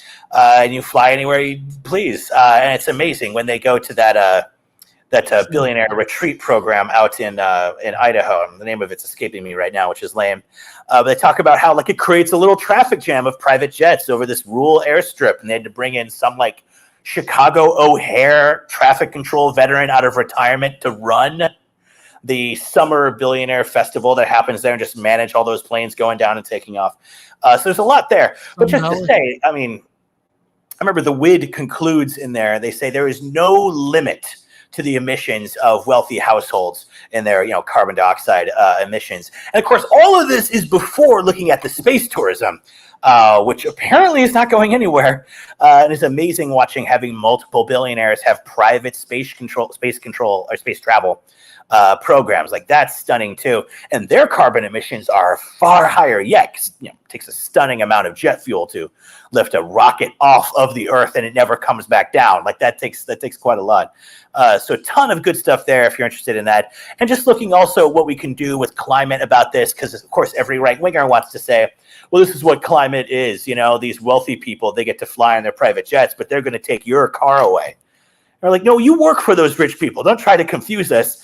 And I refer to a lot of Vanessa B's writing about the yellow vest movement, which started when Macron, still the French president, put motor fuel taxes, and it was very difficult for a lot of Frenchmen who were living out in the country and having to drive into the city. But people don't mention, and she mentions, this happened after Macron abolished the wealth tax on the richest households. So yes, we're taxing you to deal with climate, but not my buddies. We're lowering their taxes and they're already rich. This is how you infuriate a bunch of Frenchmen, So we also have a little bit looking at the actual thoughtful politics of this and how we can make people realize a Green New Deal, we would have to build that green energy on on taxing the fortunes. That's where the money would come from. So just trying to help people get their climate and ruling class politics lined up properly there. Yeah, to be fair, some of those private jets can fly to fundraisers where people can hear that climate change is bad, and and doubtless, and the climate conferences like Glasgow, ton of private planes there. It's like the Super Bowl when they leave. It's just an insane number of planes leaving. That's rough. But that again shows it's just those are elites who are going to those conferences. It's still a real issue, even if it's full of. No, sure. It's being a jaw-dropping, unbelievable hypocrite doesn't mean that you're wrong. It just yeah. So I suppose actually while we're on that, right, and we're balancing out the impact, that was one of the lies we largely skipped earlier, is the philanthropy.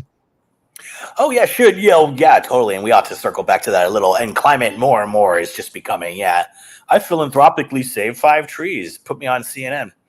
So that's a big piece of it. I would say now even more than don't worry, I can fly to the CNN appearance really quickly. I can be present there. Oh my God, I totally can be there tonight. Jesus Christ. But the philanthropy bit, even more than the innovation stuff, I think philanthropy is the definitive justification for wealthy people these days. Today, as in the Gilded Age, so philanthropy, giving to charity and making the charitable donations. This is a big way that billionaires kind of scrub their public image now. The Gates Foundation is definitely the definitive case of this, with Bill Gates' unbelievable many $10 billion donations that were made. He didn't make them until Microsoft got indicted by the Department of Justice for running a monopoly and abusing its monopoly to take over web browsing and crushing Netscape and all these other 90s events. It was when he was on TV looking like a scumbag villain every night in the antitrust case. And people forget this stuff now that Bill Gates is old and has a philanthropy and acts like a sweet grandfatherly figure. In the 90s, he was a young, piratical, monopolistic scumbag, bragged about having as much power as the president did because he controlled all computers in the world. I mean, there is something to that. If you ever want to watch his deposition for the Microsoft antitrust case, like YouTube has a condensed little 10-minute bit with the interesting bits. Gates in that deposition, and please forgive this, is the biggest cunt in the universe. Like, you've never seen a whinier, more condescending. Like, I once saw Justin Bieber get interviewed by a sheriff for some charge from rock and roll, whatever. And like the level of just like abject scumbag condescension. Oh, you're some guy. I'm some kid who got auto-tuned and every girl wants to blow me. Like, it's the same level of just complete, how dare you take up my time? And then just the district attorney questioning him, like pointing out, like, that's the opposite of what you said a minute ago. Well, that was the old Simpsons gag where he was a Simpsons villain, literally. Yeah. Well, yeah. I mean, like, yeah, Bill Gates has been literally, but also Marge's high school boyfriend, Artie Ziff. There's a episode where they established that he's grown up to be this like very Bill Gates like figure. Yeah, wealthy, yeah. And forgot about that one. There's a scene where he's going through his email and he's like bored by it all. He's like, antitrust suit. I forgot about that one. That's good stuff. People forget how much he was just becoming just the biggest scumbag on TV. That's when he puts in these eye-watering amounts of money. But now, of course, the Bill and Melinda Gates Foundation has so much money, it just controls global philanthropy and a special global health spending. And they spend money on fighting things like malaria and polio in the developed world, and that's great. But often they do it in this ludicrous way. They have this big program to give out mosquito nets to fight malaria, and they're covered in like insecticides. So you put up the net and it keeps the bugs from biting you and it kills them and it keeps them from spreading diseases, which is great. These people are so poor, and you're some distant philanthropy douche in New York City running a West Coast billionaire's money.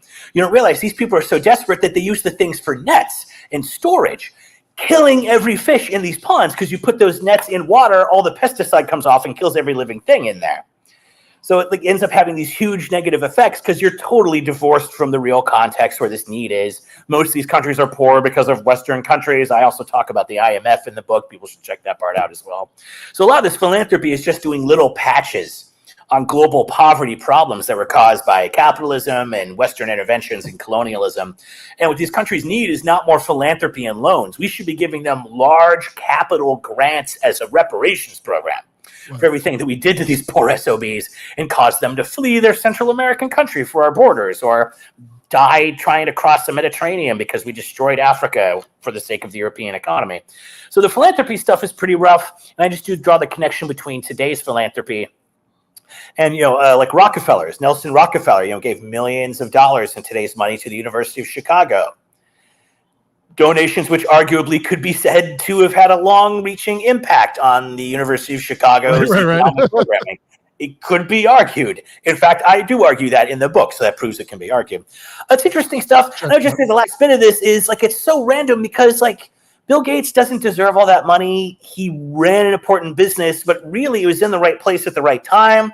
And really it was his mother, who was on the board for the United Way with the CEO of IBM, who made Windows the original PC operating system and basically gave them their monopoly on PC and the clones in the first place. But then these guys get divorced, and now Melinda Gates, about 2 weeks ago, had a big front page story in the New York Times, and she's, overexposed and lit from behind, so she looks very kind of angelic. And she's kind of, middle-aged woman, smile there and sweet. Says, Melinda Gates is ready to take sides. Says, Bill Gates' wife, who divorced him. Who knows why? Maybe it's related to Jeffrey Epstein's flights. Who knows? But she says, I'm ready to take sides. I remember at some point she says, it's so random that I have all this money, so I'm just going to give it away as quick as I can. But I will remain rich and powerful, and my wealth will actually grow over time, even though I'm giving it away. Right. Some, like Mackenzie Scott, Jeff Bezos' stunning first ex-wife, has been pushing harder to actually give it away. What you discover is when your portfolio is that big, it's difficult to give it all away. We should help them out by expropriating that shit and sparing them from all of these damn labors. Why, like Melinda said, it's so random that I'm in charge. That's the perfect word for it. But then I don't understand why the next sentence is, therefore I give all this money away. I give up all this money. It's so random. Anyway, I'll give it out a crumb at a time to each of you if you tell me how great I am. Pretty rough with the philanthropy stuff. Really, it's just a way of laundering capitalist reputations and making yourself look nice. And there is nothing that media and politicians love it more, because then you can say, we don't need big government. We don't need to tax the rich because they'll just give the money away just as much. Yeah. We don't need hospitals because we have Jimmy Savile who's running nice donation drives. So case closed, that is the reality. Yeah. If anybody in the viewing audience didn't cringe hearing that, just Google Jimmy Savile. But anyway, I mean, it's, this thing especially about this is that if they're doing the philanthropy, they get to decide how it's spent, right? That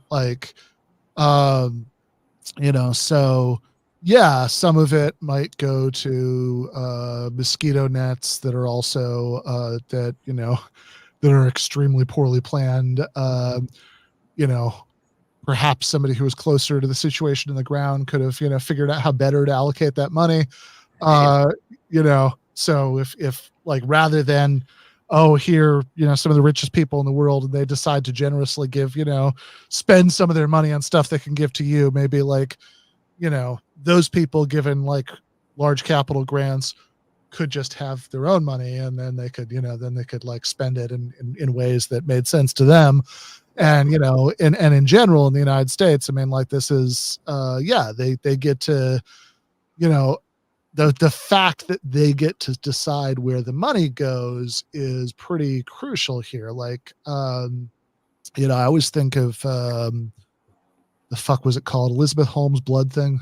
Theranos. Yeah. Which is amazing because you even watch interviews before her fall from grace, and there's one I remember where she was asked to explain how it worked, and she was like, oh, there's a chemistry that does a process. And wow, I guess she did invent it. Okay. I was skeptical. I was wrong. Yeah. Amazing to see what you see these riffs that fool senior Defense Department members and statesmen, and then you see the pattern, and it's so bad. It's not even good. No, yeah, it's she literally she explained that about as well as you or I would if you were told with 30 seconds advance warning. Hey, you have to go on TV and pretend to have some magical blood thing. Just try to fake it, right? Ben and I have spent a lot of time reading homework from kids who haven't done the reading. Yeah, exactly. And I am hearing something mighty familiar sounding right now. Yeah, no, exactly. It's how you try to bullshit your way through a test answer if you didn't do the reading. But the thing that always hit me about Theranos is that, you could get all these people who, to invest in it, because institutional investors, it might be an issue, because if you were trying to apply for a grant from a government agency for Theranos, then there would be layers of bureaucracy, and there'd be people who'd ask a lot of uncomfortable follow-up questions about how exactly it works. Whereas if if it's just some rich people, then, if you can do a charismatic elevator pitch, then they can literally just give out their checkbook and there's nobody in a position to say anything about it. Yeah, exactly. There is no government ombudsman for, Richard Mellon safes, check writing. That's true. Like those things just go out the door. It's incredible stuff. Yeah. And it's like watching these characters like bungle big philanthropic endeavors that they're attached to, or you try to themselves determine like what areas need the most capital and how we can most help these people. Oh, it's just fatuous. Like, wouldn't those people be in the position to say we should just expropriate your money and let them have it in the first place? But it's more or less purely for reputation management there. And I will say it works. If you look at any of today's CEOs, I mean, anywhere, or even on Wikipedia, the gold standard, look at Wikipedia, it's always, Nelson, Rockefeller, businessman and philanthropist, like that. They know how to get that just into there, and now that's who they were. So I just love people. I mean, I killed a lot of people to build my monopoly, and I kind of like shaped the economy in a way that favors me. But I'm a philanthropist, and really, if you look at Rockefeller, you can make a pretty good case he was a misanthrope, actually, the opposite of a philanthropist. That's a biographical note, I guess. But the philanthropy stuff, I mean, it's just such a incredibly naked reputation massaging function. But because the amount of money is so huge, I mean, there's another thing about being in the ruling class I mentioned in the book. If you're this rich, or if you're powerful or famous, soon you're just surrounded by people who kiss your ass all the time and tell you you're great, and maybe they want some money from you or just to be in a picture with you. But everything you say will be brilliant and everything you do will be wonderful so that they can get closer to you. And that applies here. If you, again, take a look at what these guys say about philanthropy, and it's some guy who has like a sneaker fortune. He's like, well, I'm a lot smarter than people who, run the Red Cross. I'm sure they have lots of inefficient waste, which I will now remove with my warehouse empire managing acumen. And they'll say, like, and if we don't get good results from that philanthropy this year, cut them off next year. Like, they treat these like philanthropies working in the disease-ridden trenches of the developing world, and they talk about them like they're division managers at the shitty company that they made money from. It's gross. Yeah, I mean, look, to your point about how they surround themselves with people who just kiss their ass all the time, and what that does to people over time. I mean, I'm sure you guys have seen this, but there is this amazing, like 20-second clip that's been going around from the Joe Rogan program. Feel that climate science is a real science? It is. You tell us.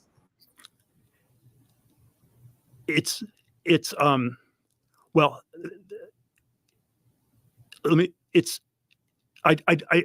there's several different things one could say. I feel that climate. Yeah. So that would be a super genius, Peter Thiel, entrepreneur, being asked a pretty basic question about his beliefs about the world.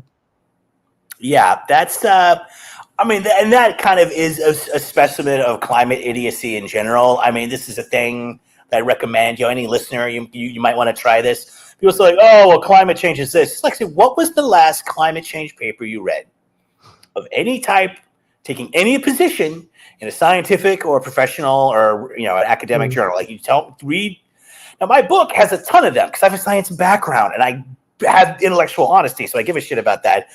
I would bet you $20 American that Peter Thiel has never read beyond the abstract of any physical science article. Oh my God, no! And I would bet $20. Any listener, you want to take me up on that? Easy money. Yeah.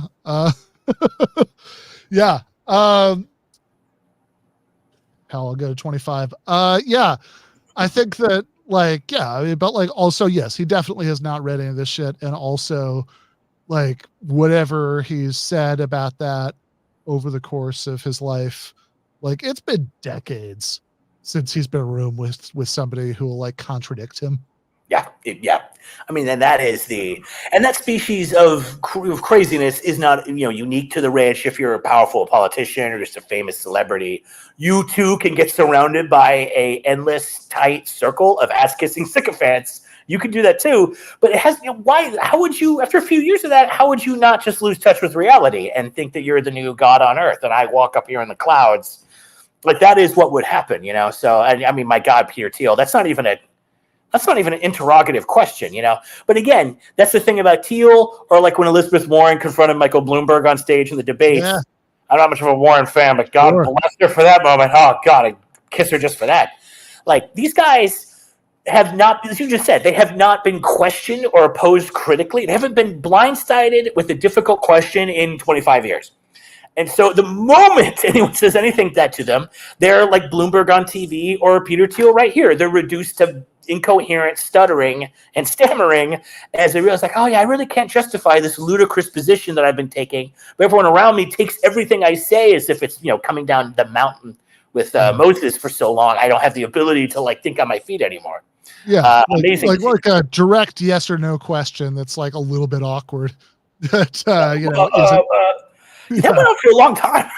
Yeah, so that went out for a shockingly long time. Okay, tell me about. I was gonna say I'm always annoyed at myself for I feel I'm sure there's a German word for this, but just I feel viscerally embarrassed for someone that I know I should hate, but I just sort of feel bad for him in that second. I'm like, Jesus Christ, you can just say yes and no, and then say just not even good at like filibustering. But, sympathetic schadenfreude. Yeah, exactly. Yeah, man, that's those moments are rough to see. But yeah, work on keeping in mind, what scumbags they are, and in time you can get over that feeling. Yeah, that's good stuff.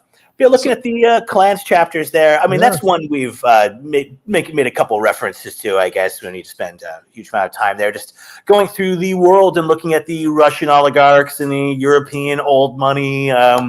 The Middle Eastern, of course, energy fortunes and the monarchies and state firms there.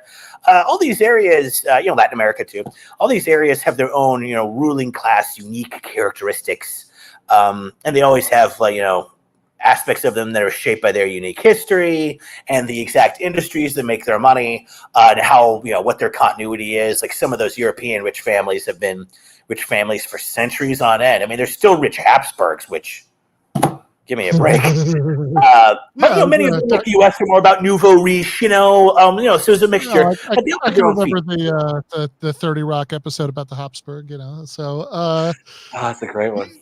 Yeah. I mean, this is like this is an important contribution though, because we just finished talking about how if you are somebody who becomes stupendously rich, perhaps even God knows, maybe you did something clever, or at least you ruthlessly showed initiative or something, right? Then it's hard to make a big oil entity in the 19th century. The early Google search engine was an impressive achievement. Like there are at times real value in the beginning. Sure. Or even if you're not like, creating value for the world, you often at least did something that was in some sense impressive. Right. That, like in that way that you watch you watch a gangster movie, you're like, oh no, that was kind of impressive what he did just there. Right. Or, like you're reading about like some Roman general becomes emperor or something. Right. It's like, wow. You at least did that. Right. You at least had you maybe go, wow. But then after you ascend to the throne and you're surrounded by kiss asses all the time, then your brain just atrophies to the point where you get that moment from Joe Rogan. But then like the clan seems important here because these are all scenarios where you start as a person and then, you just kind of become lobotomized by your immersion in wealth. But there's also the fun option where you just start that way. Yes, indeed. And it's interesting when you look at the economists who are looking at the data around wealth concentration these days and the World Inequality Database guys. There's a lot of debate about exactly how much role inheritance versus entrepreneurialism plays. And you see a mixture. And some families are pure rent-taking tyrants, like the original robber barons who just had a gate over the damn Rhine River. And if you want to move your barge of food down the river to where the cities are, you got to pay me before I'll lower the chains. I didn't do anything. I'm just a rich local baron. I'm a scumbag. It's like, that's a thing. And then other times, you have, I invented Google or some other firm, or I, lowered the cost of energy. Sometimes there's a real achievement, sometimes not. But the inheritance, either way, these guys are never give away their whole fortunes by the time they die. They freaking give it to their awful children. And sometimes they're like hyper strictness, molded, terrorized kids, like, Nelson Rockefeller's first kid, for example. Other times they're just kind of shitty clones of their wealthy father, like, say, Donald Trump. Other times you just get like crazy weirdos who do what I think the most justifiable thing to do if you're rich that's not political, but just like spend it on your dumb dream that no one cares about, but you like it, like Wyatt Koch, for example, and his hideous fashion designs, stuff like that. There's different versions of it. But for everyone, like, you've never really known what suffering is. And every one of these guys is all excited to give you their own elevator pitch about how hard they worked. And, sure, my family was born and we owned France. I mean, yes, that is true. But I had to work for a summer in the fields, or, well, probably not that. But I had to work for a summer at my father's firm, let's say. There's always some incredibly tiny price that's paid. They're like, well, look, I paid a tiny token price. So, I don't know. It wasn't like, just given to me and I didn't have to do anything. I had to feign interest and listen to my dad. I suffered. It's always incredibly bad, flimsy justifications for this stuff. But the role of inheritance is a huge deal. And even Piketty, who when he did his main book was definitely a liberal and not some kind of radical. Now he's kind of socialist-ish. Get into what these words mean, of course. But Piketty, he said, in the beginning of his book, that inequalities can be justified if they're based on merit. But even he said the fact that a wealthy person is doing meritorious value creation in their 20s and 30s and 40s does not mean they're doing it in their 50s, 60s, 70s, and 80s when their fortune and income have grown far larger. So every part of this is just about justifying inheritance, even not necessarily from one generation to another, but just to an old, lazy, rent-seeking asshole who inherited it from his younger self, who actually perhaps hustled at some time. Yeah, never mind the literal inheritance, which always amazes me, right? Because there's so many right wingers in the broad sense, right? Like I'll include people who are just kind of like horrible neoliberal Democrats and stuff who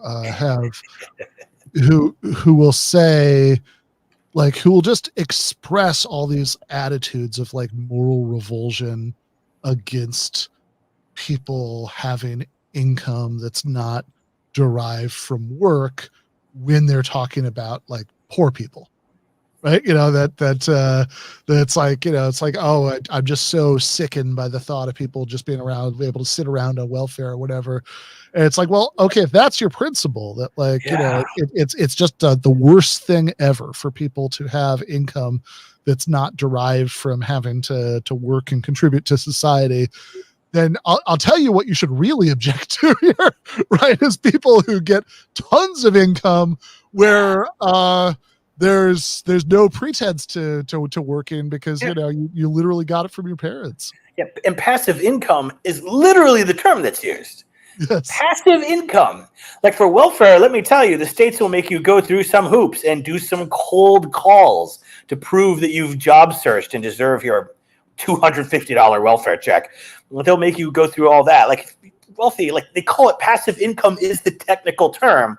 You just hold the portfolio and you collect your dividend. Like it's an amazing thing. Again, the rich have to be incentivized with money to work hard. Poor people are overpaid. They should be paid less to work hard. It just really is just such a class-filtered picture of the entirety of human nature. That's always been the thing, is class society. To justify it, you have to believe that some people are amazing and they're blessed by God in the old days, or they're the Darwinist survival of the fittest champions today.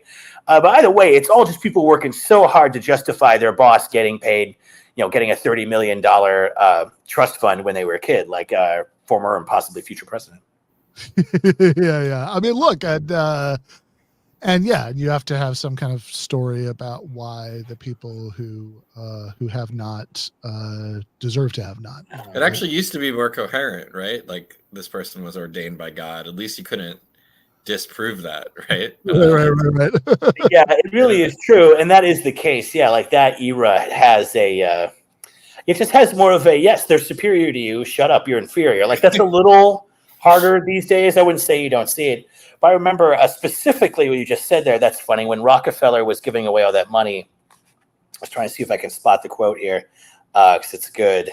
Anyway, somewhere in here, at some point, Rockefeller makes this gigantic donation to some Chicago institution, including to some Chicago church.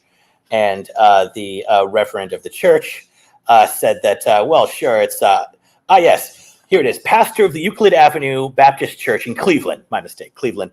And he says, people charge Mr. Rockefeller with stealing the money he gave to the church, but he has laid it on the altar and thus sanctified it. Reverend, that's some Euclidean geometry right there. That's wow. I don't know. That just reminds me of that moment. Geometry of moral geometry going on. That is incredible. It's funny. I saw in the chat somebody said something about kids can ruin companies. At least Hunter Biden stayed out of brainstorming. Mostly true. At the end, there were these worrying reports of like during Biden's Shakespearean, being secluded, trying to decide whether to stay president or not. Yeah, his Othello days. Yes. yeah, exactly right. He had there kept being these articles to be like, oh yeah, he's meeting with only his most trusted associates, advisors, and Hunter was always on the list. It's like I'm sorry, maybe this is like my most conservative opinion, but I just don't think you should take advice on major decisions from crackheads. Yeah, and it's not like, oh, George Bush, how dare you call him a cokehead? Like, no, Hunter's like on the record. He said many times in deposition and in video that it's that's not arguable. Yeah, why he's on the inner circle for all these decisions, including whether in the end Biden will even drop out, as the whole fate of the stupid republic hangs in the balance on one evil old man's vanity. Amazing to see that. But it brings up something important. Just because we said that the rich and powerful live a tiny inner circle, it doesn't mean they're good. They can still be drug addicted idiots who are just trying to spin you for another week's worth of income. Like, that's possible too. No, totally. And also I would say, my one Hunter Biden article for Jacobin, the point I was making is that this is a guy whose entire career, if that's the word we're using, would only be possible in a situation of just gargantuan, cartoonish economic inequality, because the whole thing, even the Biden loyalist defense of the Burisma and all that stuff, right, was like, okay, but Biden wasn't really, he wasn't actually making decisions on the basis of people who tossed bags of gold coins at his son all the time, right? But it's like, yeah, okay, but you're saying that it's this is something that could only exist in a world that's so farcically economically unequal that people can just spray gold coins all day at anyone who they think maybe has the ear of the decision maker. You might be connected to power. We should probably give you a house and some prostitutes. Just to be safe, just so I can cover all our bases. Yeah, exactly. Exactly.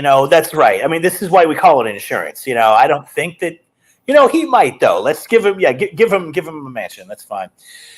Or drugs, even better. That's cheaper. It is true. That's, the Achilles heel of a lot of dictators and CEOs is their groupthink coming out of their tiny little echo chamber of ass kissers. It makes sense if you rely on grimbled worm tongues for all your advice. It could deteriorate in quality. If anyone's listening right now, Ben used to host a podcast with somebody who's friends with the current vice presidential candidate, right? So Ben you're probably a few degrees. It's close enough to be true. We'll allow it. For our pitch here, the deck that we're making, you are probably a few. Someone could just throw money at you, and maybe you'll stray comment at a wedding. Honestly, we established a while back the number of degrees of Kevin Bacon I am for JD Vance is disturbingly few, but. Yeah, and who knows? He might become vice president. Trump is very old, So you should probably, we ended up proving the point, I guess. Yeah, it's true. Yeah. That's so possible that he becomes the president in a few years. That is part of that is a reach at all. No, not at all. Look, the election's basically a toss-up right now. Yeah. that, given like the trend line is in Harris's direction, but given the Republican Electoral College advantage and the fact that the polls, have famously underestimated Trump twice before. Exactly. It's like it's gone from like Biden was almost certainly going to lose to who knows? Yeah, indeed. Yeah, thank God. We worked so hard to bring it up to a toss-up. That is true. That's pretty amazing to see that change so quickly. And Trump would be the oldest. He would beat Biden, right? If he won, he'd be the oldest person ever to become president. And he does not strike me as having a particularly healthy lifestyle. So, yeah, he hasn't eaten a meal without hamburger in like 25 years. So I thought he was. Bear in mind, though, I thought he was going to die in the first term. So bear that in mind. Every day I was like, "Is today the day?" Headline: Trump found dead, Pence sworn in. But it never. Still alive. So go figure. Fair enough. Well, one last question before I let you go for today. What's the plan? Yeah. Thanks, man. Yeah. Last chapter of the book is the plan on what we can do about this and how to stick it to the man. And fundamentally, folks, heard me talk or come on Ben's show or looked at my stuff, know roughly what we're going to say here. It's, we should have socialism. We should recognize just that the reason why these characters are so powerful isn't necessarily because they have lots of cash, as important as that is. It's always their ownership of some big, important piece of big property. I own the Washington Post or Twitter or the Bloomberg News Service. I own Fox News. I'll decide what half of America hears, what's going on in the world every night. And that's the thing. You have eras of reform, like the New Deal, or the social democracy in Europe. Those things, had a great heyday after World War II, but they didn't expropriate the rich. They put them under heavy, we call confiscatory taxation, which is no joke. That's a lot of money. That's how we balanced the budget while we were building interstate highways and putting people on the moon and rebuilding Europe and Japan from being annihilated. That money came from somewhere. But these guys kept their ownership of private property. They owned their family firms. They owned all that stock in these giant industrial corporations. And then when the 70s and 80s roll around, crisis of profitability because of the militant labor movement and inflation in Vietnam. And these guys do a global coup against the majority. They do their second enclosure movement, which we call neoliberalism. And they support right-wing, social democrat party members and the political right generally. And they get those taxes rolled back. They get their industries deregulated. And how are they able to put themselves back into their position of Gilded Age power? Well, we never took their power away. We never took away their concentrated, productive property. We let them go on owning media and industry and finance. And despite all the New Deal red tape and big, Rooseveltian taxes their power endured. The evil spirit of Sauron endured. Liberals refused to throw the golden, the cursed ring of capitalist control over industry into the smoldering pit of fire of the labor movement, if you will. And as a result, they were able to come back in the 70s, 80s, and 90s, buy out all the major political parties and most of the major countries. And there you go, at a time that Russia was, having its population and life expectancy crash as the end of its, socialist experiment ends. And that's neoliberalism today. So in my view, we should just put all those things in reverse. And it's annoying, too, because when you talk to liberals, their whole thing is, Bernie and the squad and so forth, very unrealistic. We don't have the votes in the Senate for Medicare for all. And these people feel they're very sophisticated because they're watching CNN and they know that you can't do anything and that the Senate, it's a conservative, there's a real estate bias. And what that means is not that we should just overturn this whole corrupt system. It just means we can't ever do anything. And Hillary saying Medicare for all will never happen. That's good. She's just being realistic when she tells her potential base not to expect anything. And then she went on to lose. Just baffling. So we should have a large labor movement, which we appear to be beginning to really have. Labor, anyway, is showing a lot more life than it has over the decades of our lives, certainly, which have all been within this period for most of the listeners. And I talk about a little bit in that last chapter there, like what we can actually say about this labor movement resurgence. It's a long way to go, and I wouldn't call it the CEO renaissance of the 30s, but it's like a huge amount is being accomplished compared to the just constant decline and bashing and impotence of labor that had been the picture for the 90s and the 2000s and all those airless years. Now we have hundreds and hundreds of unionized Starbucks shops. We have one or two organized locals hanging on at Amazon. UAW successfully organizing a Southern auto plant, which has been a unreachable goal for labor in the United States for literally decades on end. And we have real interesting, I would add, too, labor leadership these days. Obviously, Sean Fenn with running the UAW is an especially impressive office. And I will mention I was especially overjoyed when he had a successful operation with that large strike against the big U.S. legacy automakers and that very favorable contract that came out of that, especially by recent standards. It forced the Wall Street Journal to not only report on how this collective bargaining model can work and labor really has something to offer workers, but they also specifically were forced to talk about his staff, which included people from Labor Notes and Dollars and Cents. And huge shout out to those venerable publications. If you're listening to this and you enjoy reading this kind of stuff and you have a little bit of money, Dollars and Cents is the best socialist economics magazine in America. Labor Notes is this indispensable, shop democracy focused union and organizing newspaper people should check out. But it forced the Wall Street Journal to recognize those guys, so I appreciate that too. But I think a big labor movement can undo a lot of this stuff and get us headed towards labor movement. Always fought for social democracy. That's how we got like the original Medicare that we're now just trying to expand to everyone else. That's pretty great. But the side aspect of it is, we do have a real renaissance of actual socialist ideas and discussion. A lot of this is, owes a lot of credit to the Sanders campaign from 2016 for putting all this stuff almost magically back in the public discussion, just ending an incredibly airless era for the left that had gone on for so long. So for all of Sanders, shortcomings, which are real, he deserves a lot of credit for putting this stuff back on the national agenda and activating all these other people in government and in publishing. We have a left-wing media renaissance happening right now. These things are all really important, and people are opening up, especially younger people, to socialist ideas a lot more than any recent historical generation. And there's a lot to say about it. There's weaknesses. There's a lot of debate about exactly what socialism refers to, obviously, which figures like Bernie and indeed Tim Walz with his neighborliness remark, which is, sweet and beautiful. But it does only just confuse shit more, So there's a lot of debate there. But all these things are really favorable augurs for a left that's had nothing but defeats for the last couple of decades. And so I might just finish by saying, a lot of us on the left have been really suffering the last couple of weeks watching the tiny number of socialist representatives at the national level getting taken down in primaries in the last 2 months, not by the Chamber of Commerce, but by the ethnic cleansing lobby. Watching AIPAC take down the Democratic Socialist Congress people, just black socialists, and our Israel ethnic cleansing lobbies taking them out, spending $9 million on a primary to get rid of these critics of Israel. It goes to show, this is the left. If they stayed shut up about Israel, they probably would still be the nominees for their seats again this year and victory. But they made, they took a stand on Israel's crimes against humanity, and the Israel lobby made examples of them. So that is a little taste of what it is to be in the socialist movement today.